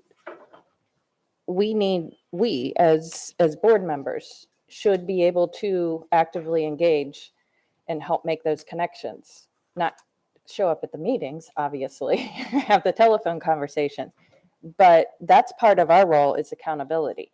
Just like our state folks at the General Assembly have ownership to hold our accountability and vice versa with the county. It's important, I think, for us to get those folks to the table and to the table now. I know, for example, the county is working on their budgets for the road shoulders, for the widenings of the roads, for the signalizations, in traffic engineering. There's studies that have to be conducted in order for it to be safely and appropriately done and to meet certain other state and funding and local funding obligations. State highway is its own kind of, I don't want to call it a beast, but District 5 is one of the more challenged districts, state highway districts that we are right in the center of. But I would say that it's time for us to roll up our sleeves too and not just keep on saying, so what have you guys been up to? Because it's all of ours to own. So I just want to make it clear that I am a willing participant. And I know in my district, every single one of my representatives in the delegation are saying, what can I do? What should I be doing? What should I be pre-filing? You know, we're in pre-filing phase at the state. We're in active budget there. And I hope that the county executive, regardless of who that person is going to be, come second week in November, that they're going to be putting on the table things that they have, not just based on request. When I think outside of the box, I think of that opportunity. So thank you for being willing to say it, and also to empower folks to then participate. A lot of times people want to do something, they don't know what they're doing. And our General Assembly members each have specialties. Some are sitting in the Health Committee, some are sitting in a variety of perspectives and may not have their thumb on the, what does that mean? How can I help you? And so I look forward to us working together with that, because that will go hand in hand with our legislation. And so we're getting it done, folks, one step at a time. Thank you very much. Thank you. Yes, and I would like to first add my thanks. It was a terrific presentation, tremendously helpful. Thank you, Ms. Whitehead, for coming all the way down here. And yes, ever since long before I was on the board, I read the Prismatic report, and indeed, you need a better office.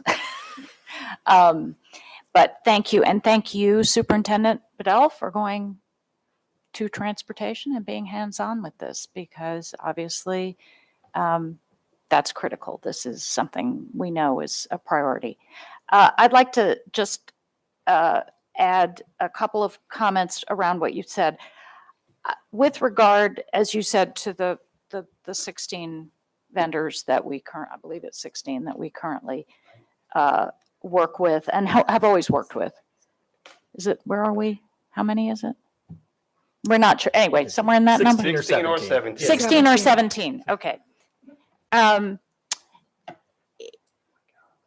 would like to remind people of something that is just a fact of contracting, right? You contract with people largely so you don't have to worry about staffing issues. We are currently worrying about staffing issues. And the reason I say that is not to, again, along with Dr. Bedell, point fingers at any particular vendor, but to say to our partners, our funding authority, those in the state, it will always be cheaper in the short term to contract out.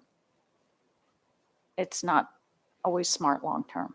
And our children, the original long-term game is education, right?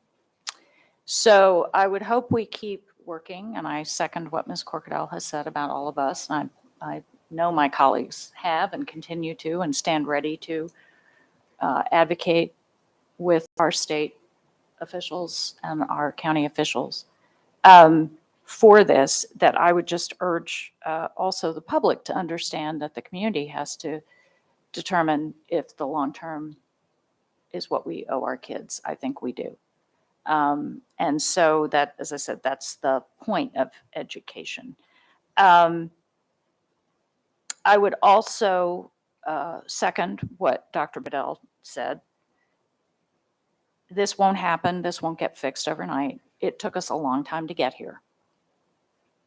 We're not going to get out of this immediately. But I am hugely appreciative of the progress that is evident, the work that you, Ms. Whitehead, and your staff do every single day to oversee this, to stay on top of it, to meet with the vendors, to continue to do the work that has to be done, and to do it under, frankly, a lot of public pressure. So thank you, and thank you to your staff for that. I know it's not the easiest position to be in right now, but we are supremely grateful for the work that you are doing and for your time today. And also, I'd just like to give a shout out to one of the ideas I heard there, which is this notion of bringing on van drivers and then moving them up to CDL. I just think that's the kind of thing that makes so much sense. And I'm so grateful to hear that and many other terrific initiatives on the table. So with that, thank you very much. All right. Well, thank you, Madam President. And to Terry Whitehead, Matt Stansky, I want to thank both of you. And honestly, I have to give a huge shout out to Bob Mosier. We worked hand in hand putting this template together and trying to make sure that we were able to get it as presentable as possible. So thank you for your work behind the scenes. Thank you all. Thank you. Thank you very much. And we look forward to many more wonderful presentations along these lines. All right, so moving along. I'm going to go ahead and Item move to 6. bundle item 6.01 to 6.07. I second. Okay. All right, so we have a motion to bundle and a second. Do we need to vote on that, don't we, on the bundle, or can we do it with consensus? I can never remember. We can do it with consensus. All right, do I have consensus?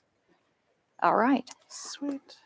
I would just like to quickly point out one thing in this list. I don't want to take up a lot of time, but I was intrigued by item 6.05, the outdoor green space classrooms. I just want to say that I'm delighted to see that happening. And I wondered if we might just have a couple of words, Dr. Bedell. I believe there's some staff here that around this. I'm sorry? Oh, yes, we need your recommendation first. Yeah, somebody jumped the gun and threw me off.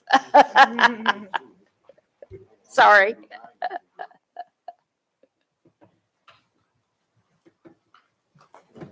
Consent items, yeah, 6.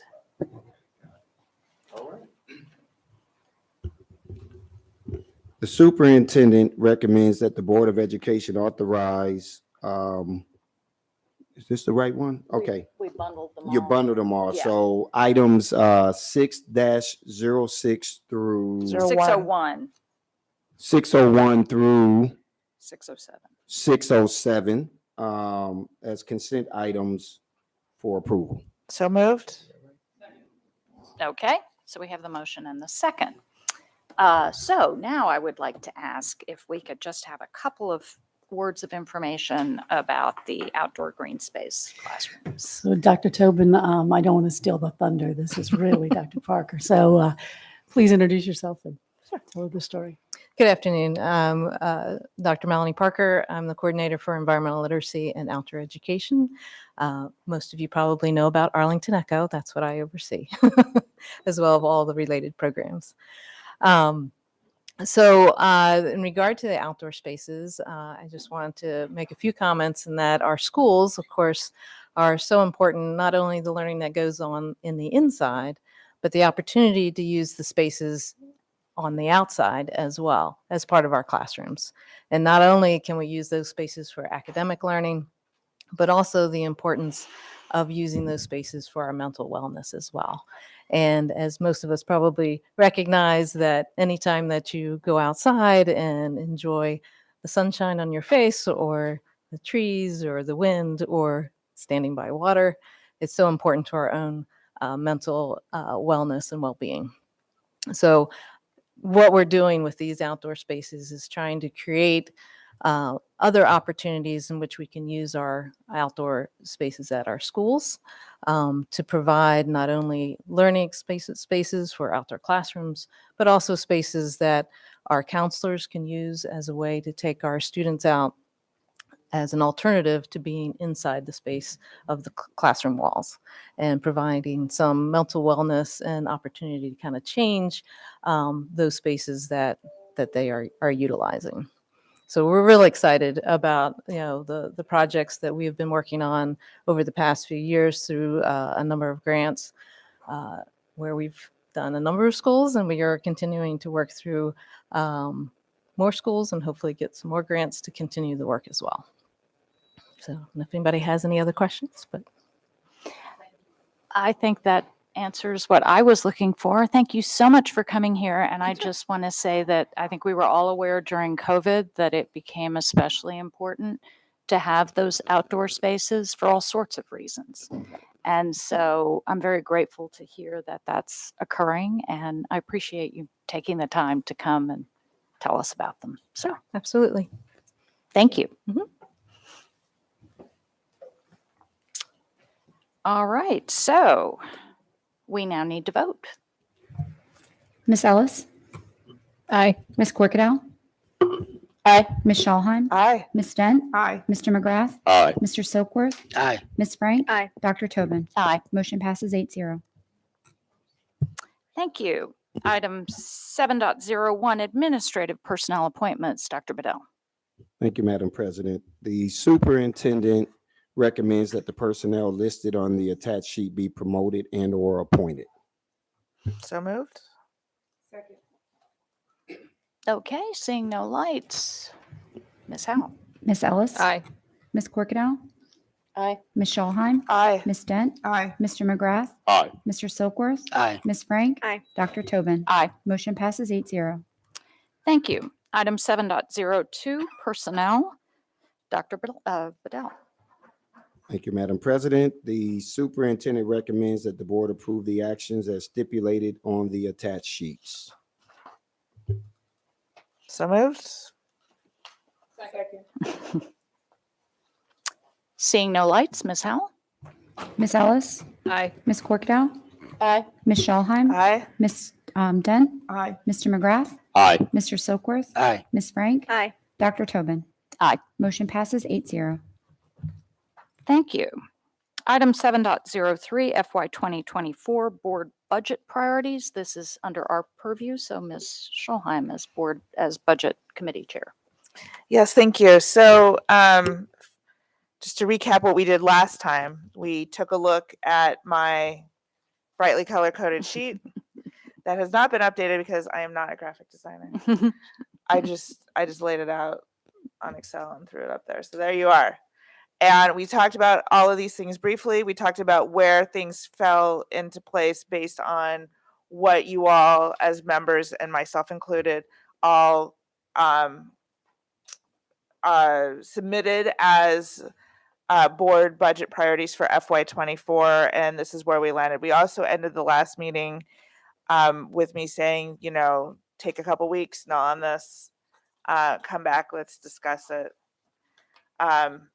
I do have some of my own comments, but I want to be, I think, Okay. hear what other folks have to say, and then we'll hopefully come to some sort of consensus on this today, because we know that this is budget building season. All right. Okay. So, Ms. Ellis.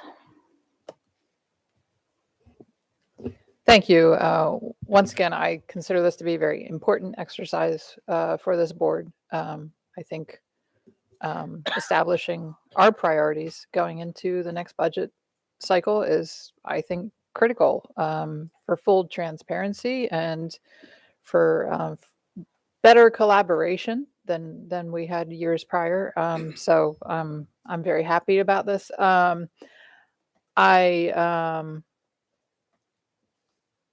Sorry, I'm looking at the categories. Yeah, maybe it's a little small. So, It's on your board docs if you need to pull it up in the Yeah. agenda. You want my glasses? I need a big magnifying. So if I'm reading it right, the top group there are what came out point wise on your calculations. That is correct. As the top 5 priorities. The fifth one obviously being collectively. in the board's Correct. purview. Right. So that was Yes. one of the points I was going to make. So we're looking at the first 4. For me,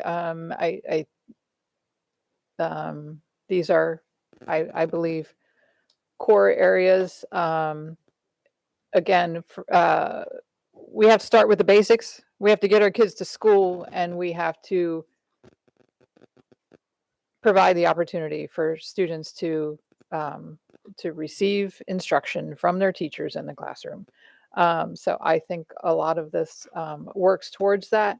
As far as the ombudsman, that is on us. That is not something that Dr. Bedell has to concern himself with. As far as the budget, but I will make the case, and I will make it harder than I did last year. Like I will be advocating very strongly for the ombudsman position.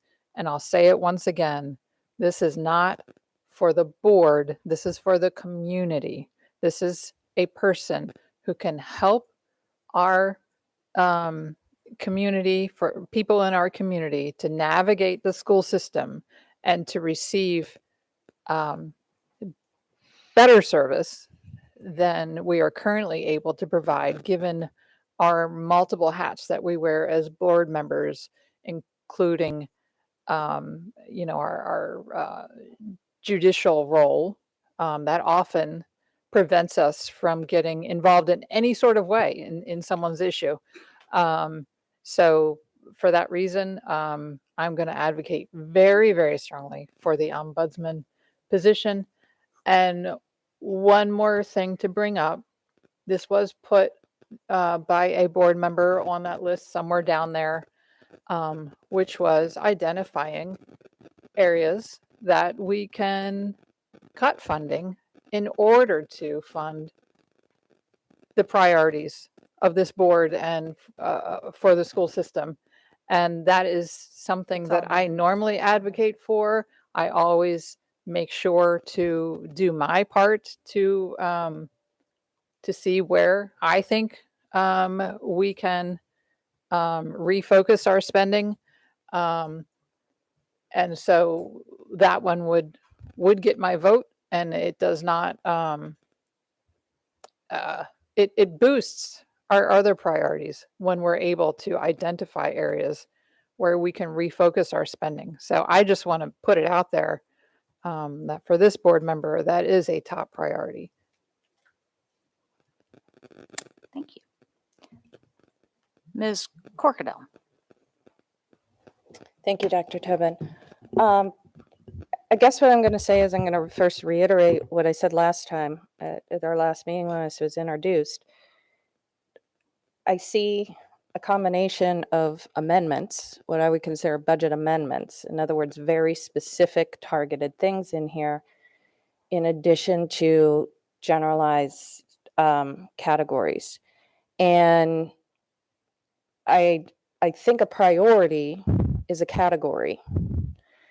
And so I'm just going to suggest to my colleagues that as we work through this, because there's a lot here, and I mean, the screen is not showing everybody's on display. It's just showing the top couple people.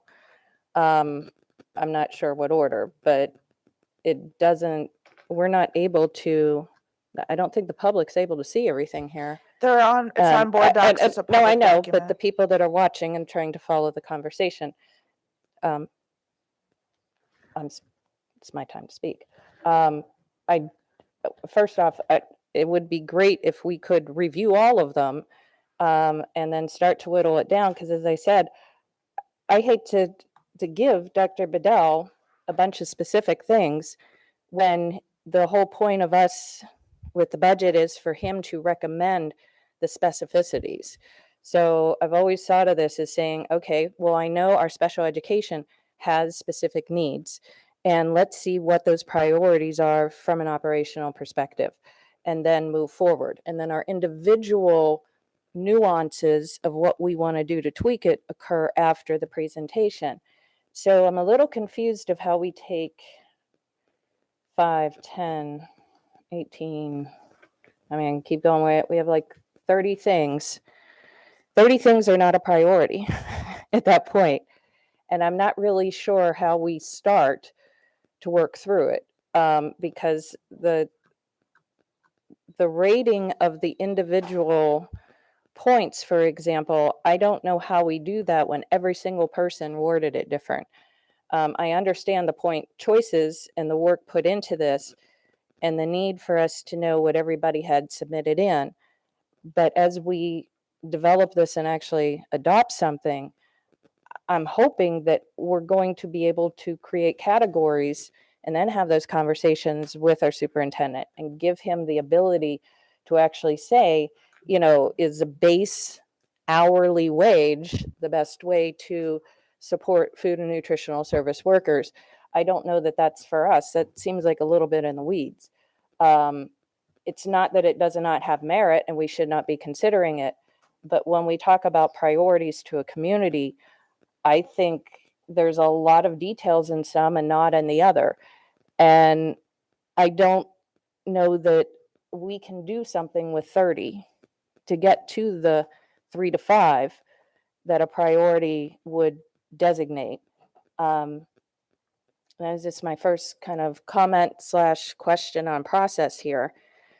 Secondly, though, on an ombudsman side, I think that that's number one. It ends up in our budget as a board, and that is something that the budget committee and Ms. Howe and Mr. Federitz, our internal auditor, all play a role in.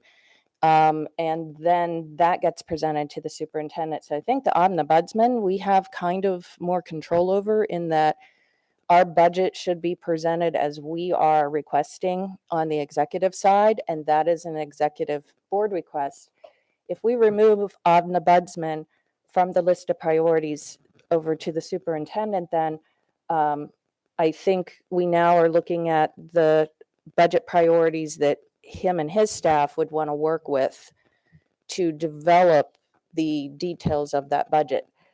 But I don't know how he feels about it. I would like to hear that, if President Tobin would find it, if and when appropriate, to hear from Dr. Bedell on it. And then secondly, I would like to get a better understanding of how we get 30 down to 3 to 5, and make sure that we're capturing or not having to have a debate on actual budget items such as SPUD versus 15 an hour. I mean, these are very specific things, and it's not a discredit to my colleagues, but how do we get that back up to the priority levels that allow for it to be used? Thank you, Ms. Corkadell. Mr. McGrath. Thank you. I would like to first thank Ms. Schalheim for her work on this. I really appreciate what you do for this board. I just wanted, as a student representative, to highlight priorities for mental health resources. I saw a few members put it into their top 5, and as a student and talking to students, that is something that a lot of students want prioritized, and I feel like it should be higher up on the list, but that's just my personal opinion. I just wanted to let board members know that that is something that a lot of students want prioritized and really feel like they need in their communities for social emotional wellness. Thank you. Before we go further, Ms. Schalheim, if it's okay, I'll call on the other members and then maybe ask Dr. Bedell before coming back to you, or do you want me to come back to you before that? Okay, so I'll call on a couple of other members, then come back to you, and then we'll ask Dr. Bedell. Okay, Ms. Frank? Yes, thank you. So I think what Ms. Corkadell was trying to get to, and what I had kind of reached out to Ms. Schalheim to say, let's just develop a process. Let's figure out what our first, second, and third sort of slate would be, and then hash out the details on maybe the fourth and fifth. I think it would be really easy. Can we all come to consensus that transportation is our biggest bucket of priority right now? Okay, so number 1's done. Boom. And then it would be probably a little trickier to get to the next few, because they were sort of coming up in a regular rhythm, right? So it looks like living wage increases, those types of things. And then for pretty specific groups, but the idea was, let's increase over certain positions. So I guess so compensation broadly. Yeah, a compensation package that's sort of, yeah, a competitive compensation package. Is there consensus on that? And then we have early literacy was the next sort of bucket.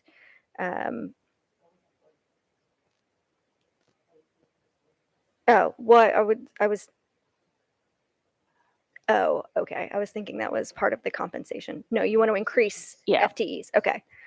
So let's go to number 3. What is more important to this board, early literacy and training, or IEP for special ed? Do we have a sense of that?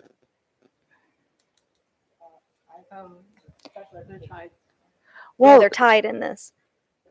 Or do we just want to say for number 3 and 4, both of these items equally, and then we can. Well, yeah, I mean, I'm going to hop in here because I put this together based on everyone's recommendations as I did last year. And you'll see in your email that I sent around the FY23 board budget priorities.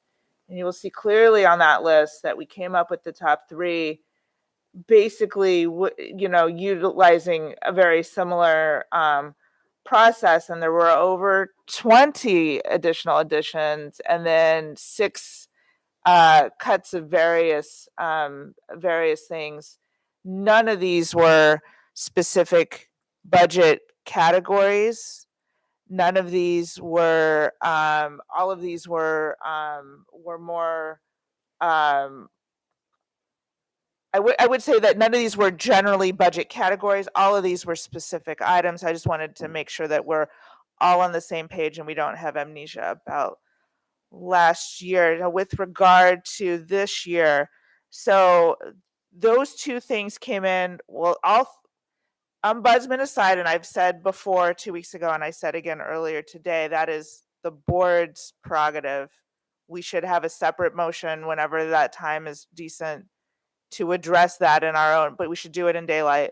Whether or not I want to add that as a board to the board's budget. But the other 2, the special ed stuff and the early literacy stuff, they came in at a dead heat. I think what people were getting to, not to try to speak for my colleagues, but I got the general sense that we were looking for more bodies to address workload issues, to address caseload issues in the special ed realm.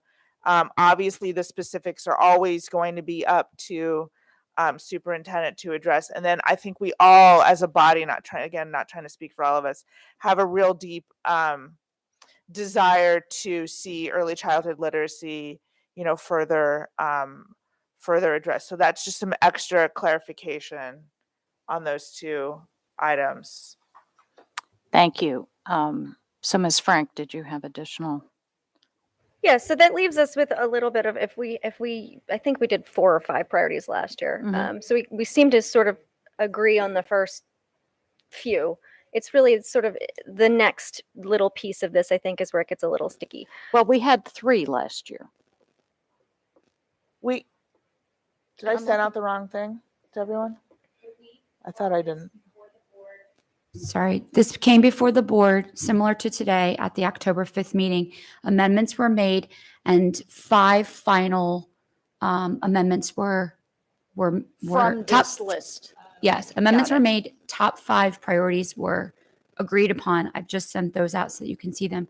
The initial final that Ms. Schulheim had previously sent were the 3 for this meeting that were the 3 proposed final. Then you discussed it here in public session. You added 2 additional, and so you had 5 final. Got it.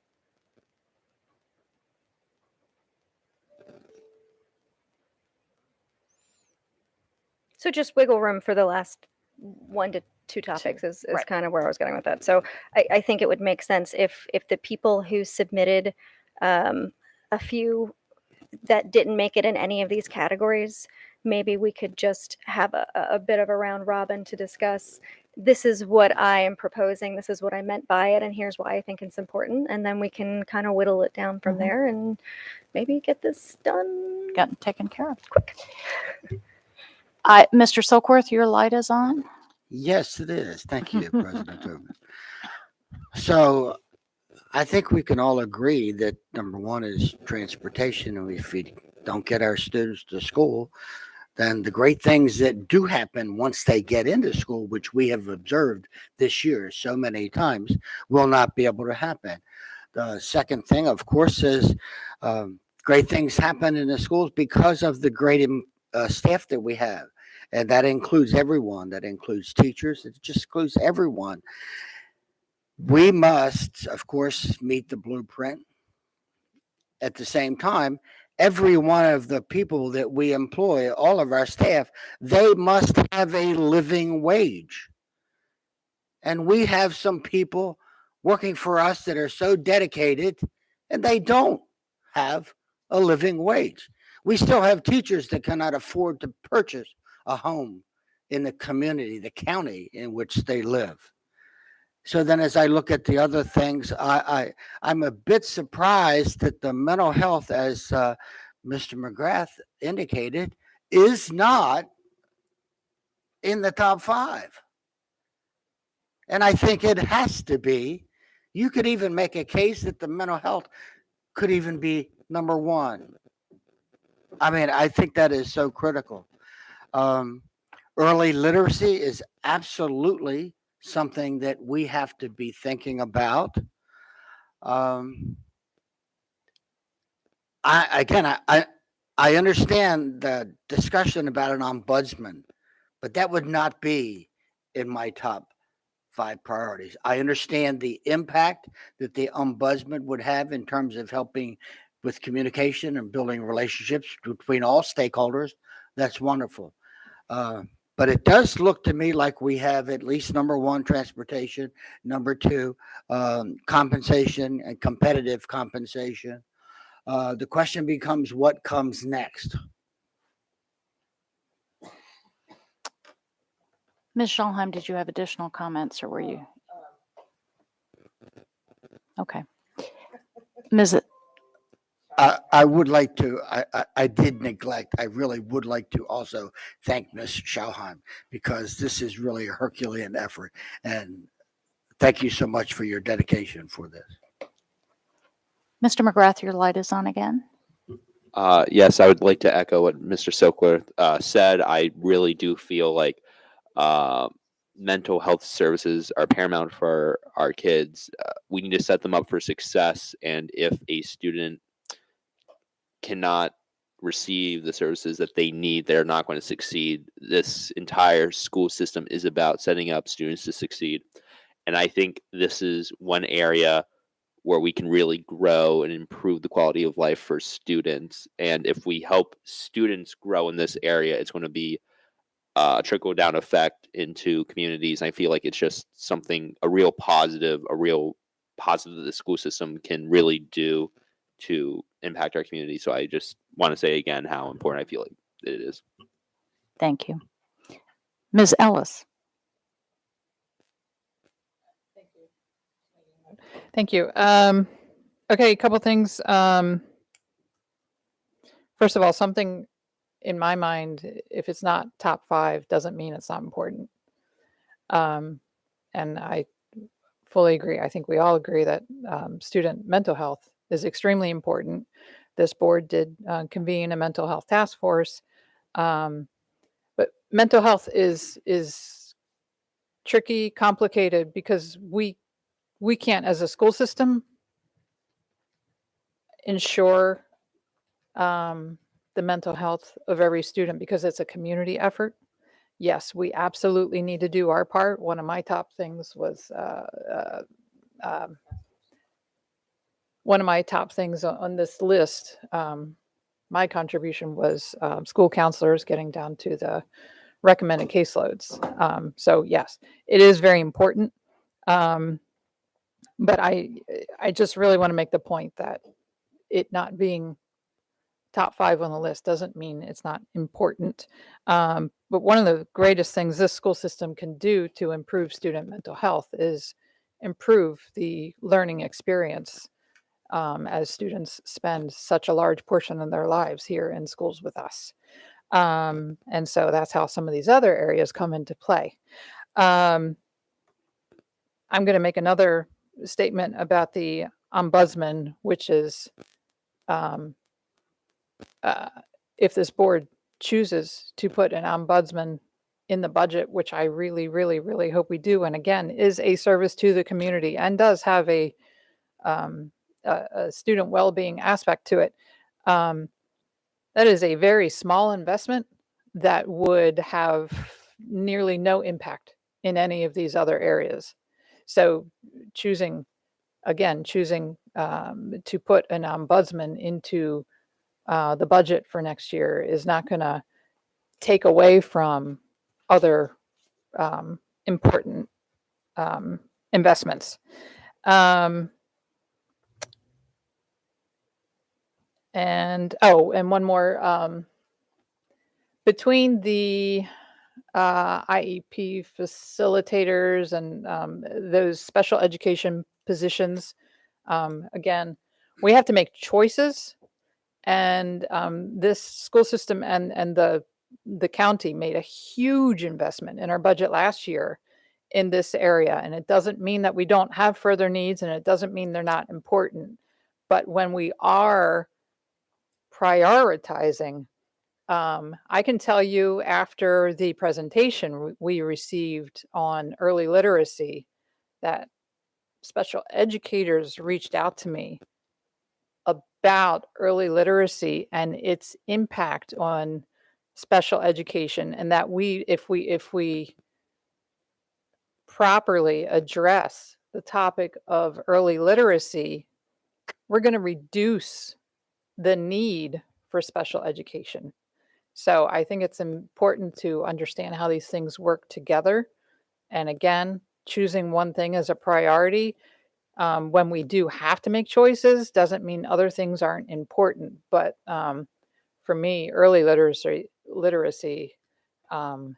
is a biggie. That if we improve in this area between curriculum and training and the bodies, the number of teachers in this area, we're going to improve the student experience, and we're going to probably reduce the need for special education. So that's a real biggie for me. Thank you.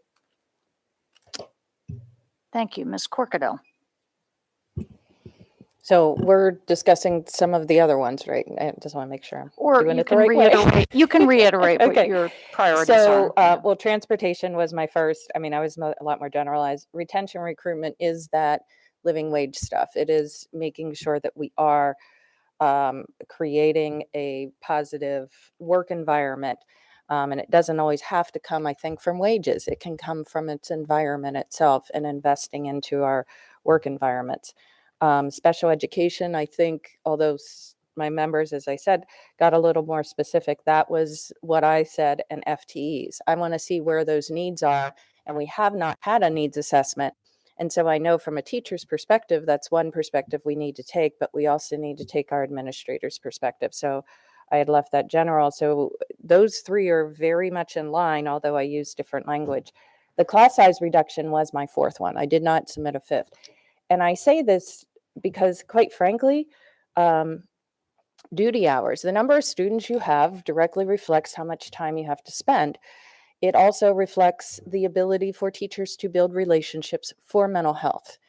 And in general, we need to reduce those sizes. And at one point in time, I think, as we were pulling out of the 2008 recession, which always takes government a lot longer too than the private sector, of course, that was an interest. And one of the reasons that I remember folks talking to me about, and has remained true, is that there's a difference in workload of a teacher who has 25 engaged kids versus 35 and 40.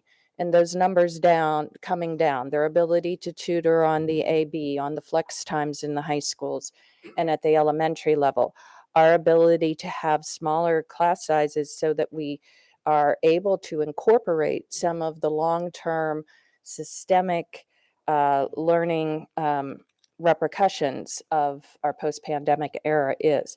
So I put that as a broader, but to be clear, I think it's covering a lot of what my colleagues are saying, but in a much broader stroke, maybe some antiquated language structures. I know people don't like to say class size reduction. I don't think they fully comprehend. I think the impacts to what some of our teachers' concerns are, whether they are in special ed or they're in regular, whether they are teaching an extracurricular, co-curricular or not, getting those sizes down, I think will significantly improve the quality of our education and solve a lot of these micro problems. So that's where I was coming from with class size reduction, because I know that ultimately, if you have 10 widgets to work with, it's going to take more time than if you're working with 7. not that we would ever get to a 10-7 ratio. But just a couple thoughts. And I do think it is in alignment with some of the intent of Blueprint, is to create an environment where we can hire qualified folks. We can give them packages that they well deserve and better meet those needs. I can better meet the mental health needs of my students. I can better meet the overall capacity wrapping around if I have less students in the class. And of course, that always runs into facilities and other types of things. But I think we've got enough wiggle room to start to work towards that. And I think we'll see that it does impact, and some of these do overlap. So that was my consideration on class size reduction, folks. And those were the four. And maybe one day we can get back to extracurricular, and co-curricular transportation stuff. These are things I think last year we felt in a better position than we are currently. And, our economy is a little rocky. So I kept to the core basics this year.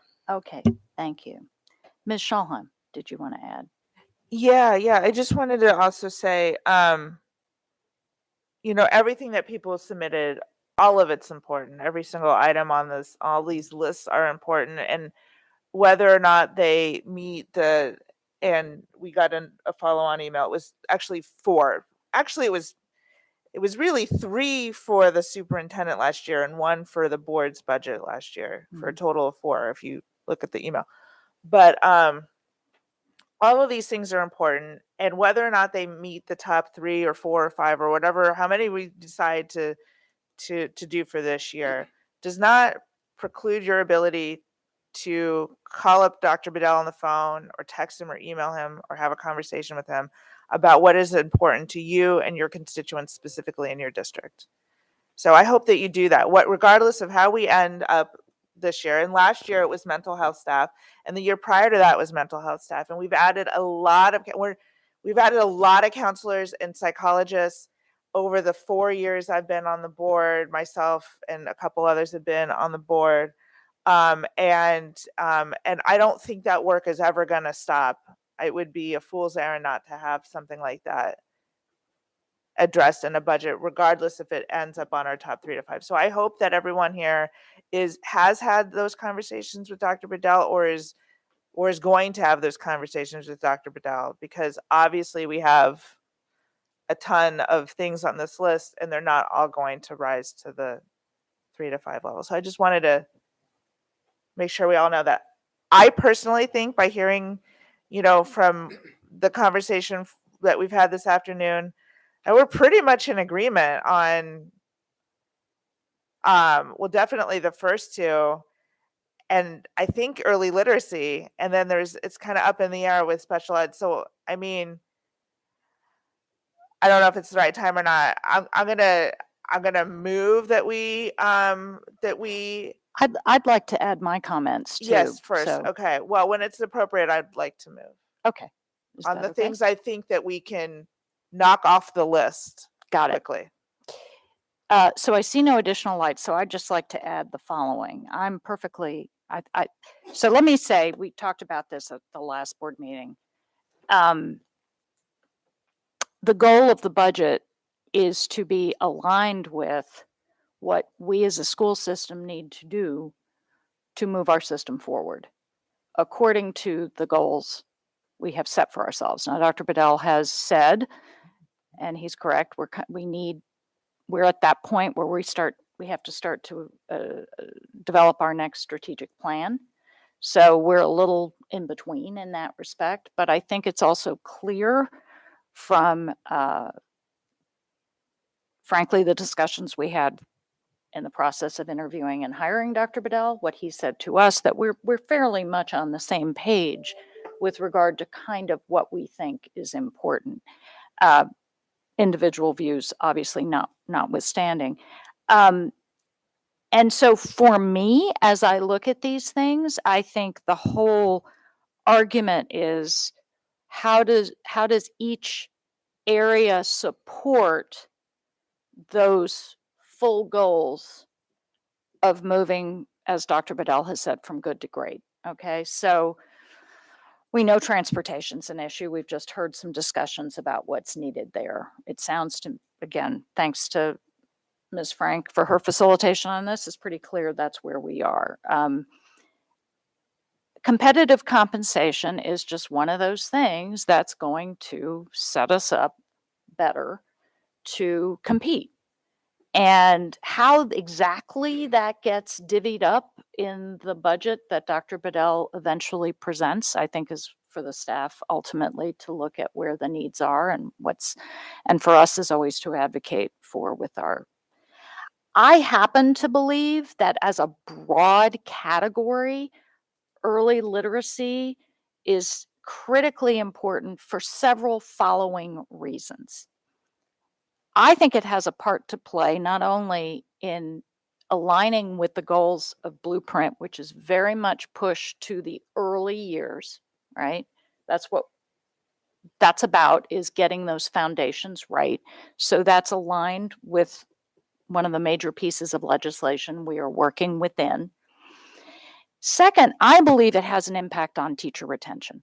I think if teachers who are in 4th and 5th grade, for example, are not on a regular basis having students who are not on reading level, that will have an impact on retention. That's a sense that the district is doing what it needs to do. I will also allude to the fact that I believe we need to be responsive as a district to what outside measures are telling us. There was a grant that we did not receive, which was from MSDE specifically around early literacy. We've gotten the indication this needs work. So I think we have a responsibility to respond to that. So I would say for those reasons, I think literacy, early literacy should be our third. I would say for similar reasons, broadly speaking, special education should be our fourth. Again, when you lift up your most vulnerable students, you lift everyone up.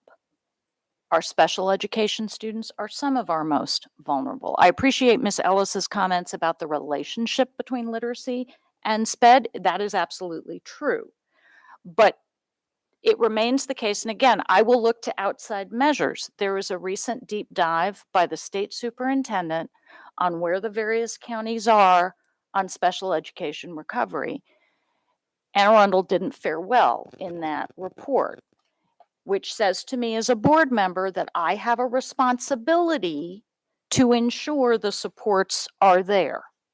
And again, if our special ed is supported as it needs to be, and we can get those services to students early, the data show we end up having fewer services needed later when they are less difficult in some ways to deliver. So I'm essentially making an argument for transportation 1, competitive compensation 2, early literacy 3, special education 4th. I hear Mr. McGrath. I agree with what's been said by Ms. Schalheim and others. I think mental health is a given. I think that need is evident to us. If I put it as 5th, it's not because I don't think it should be a priority. It's because we continue to have it as a priority. I think anybody who's paying attention to nationwide and local data knows how necessary and critical this is. I think it's also a retention issue for our teaching force, because when there are sufficient counselors, when there are sufficient behavioral specialists, when there are sufficient social workers and others, teachers can teach. And so that's my argument there for 5. And I will leave that on the table. Dr. Bedell, would you like to offer any comments at this point? Not really. You don't have to. Yeah, I don't have anything. I know there was a conversation about the ombudsman and whether that needs to be moved into the superintendent's recommendation. And for me, that's not a priority that I'm willing to take on my side. I think Ms. Schauheim said, that's a board function, something that the board wants. I think generally most of these items that you all are agreeing on, we think are very important items that will help move the school district forward. And as we are looking at our data and trying to respond to what the data is telling us, I think some of these general findings and aspects here that you all talked about probably will merge in with where we believe we need to go as a school district too. So I think there'll be more cohesion. Because I could tell you, just looking at the special education data just on science already is giving me a lot around where some of our disparities are already existing in this county. Okay, thank you.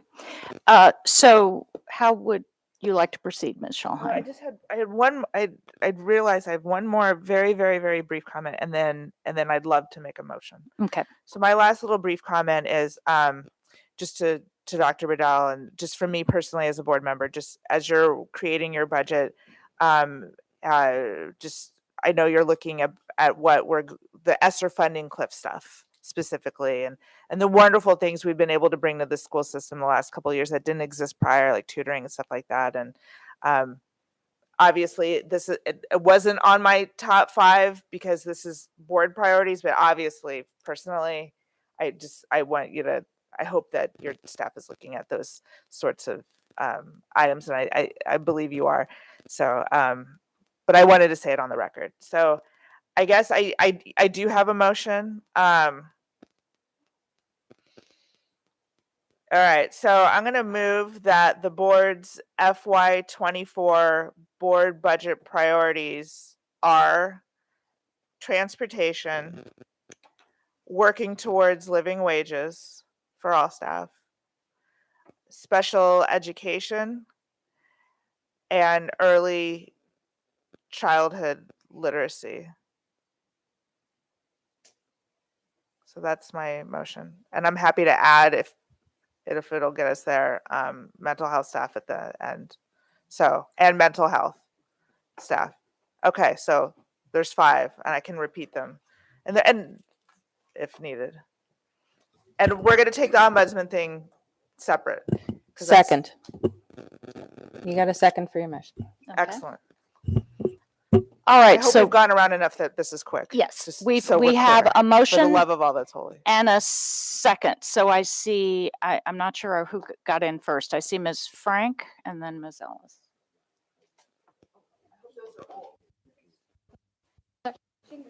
Oh, Just real quick. And this is for Ms. Schauheim. Sorry. The wording of that motion, if it could be the board's budget priorities for the superintendent. Yeah. Okay. Accepted. Yes. That addresses my concern Yes. because the ombudsman is absolutely important, but that the board It's a can separate- take up separately. Absolutely. Yeah, heard. Okay. okay. That was it, Ms. Frank. Yeah. The only concern that I have, I tended to agree with Dr. Tobin's ordering and ranking. Is that if it's something that's really, if these are the top 4, boom, they're all equal. I would agree with this. But if it's more of like a list of priority that we expect the superintendent to sort of tackle in sequential order, I would want to move to amend it to reflect a higher priority on the early literacy. I'm open. I think that we could, I don't know that they need to be in like a ranked order. I think that we can just say our 5, but by, just for Yeah. simplification. Okay. Seeing no. Sorry to jump in. I believe that was the spirit of what we did last year Okay. as well. Yes. All right. We simply wanted to present the staff with areas that were of particular concern and interest to us, not to see a certain number attached to. Okay. It all comes into a big bucket now. Yeah. and Sure. Gets Does that sorted help? around. Okay. Ms. Ellis, did you put your light back on? Okay. Again, the shining light of the board. Okay, then, seeing no more lights. Ms. Howell, could you just read the motion again? So I have Ms. Schalheim moved that the FY24 board budget priorities for the superintendent include transportation, living wages for all staff, special education, early childhood literacy, and mental health staff. Yeah, I said working towards living wages because I don't think that's an attainable thing in one shot. So you can put working toward. Is that a? We had discussed competitive compensation as the term. Yeah, that was the term. Yeah. Yeah. How about working towards competitive compensation? Because we all know that this is a multi-year thing. Yeah. All right. Yeah. Yeah, working towards competitive compensation.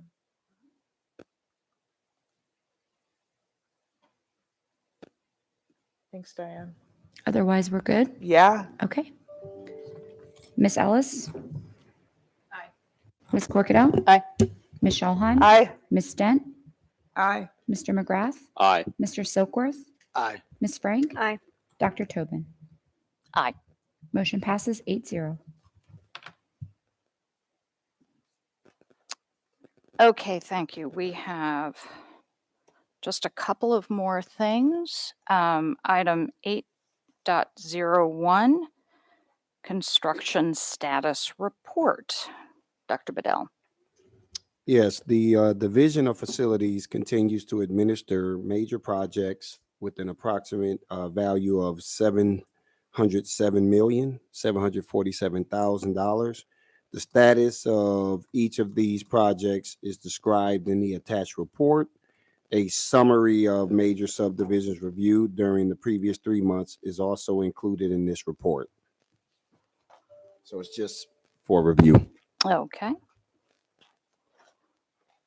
All right. I see no lights, no questions. Item 8.02, award of contracts. Again, a review item.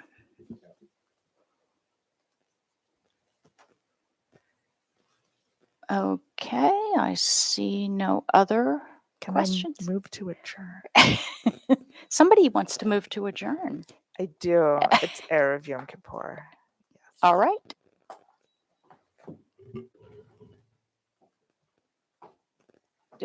So I think are people saying no? Okay. Thank you all. Good afternoon, everyone, and a peaceful Yom Kippur.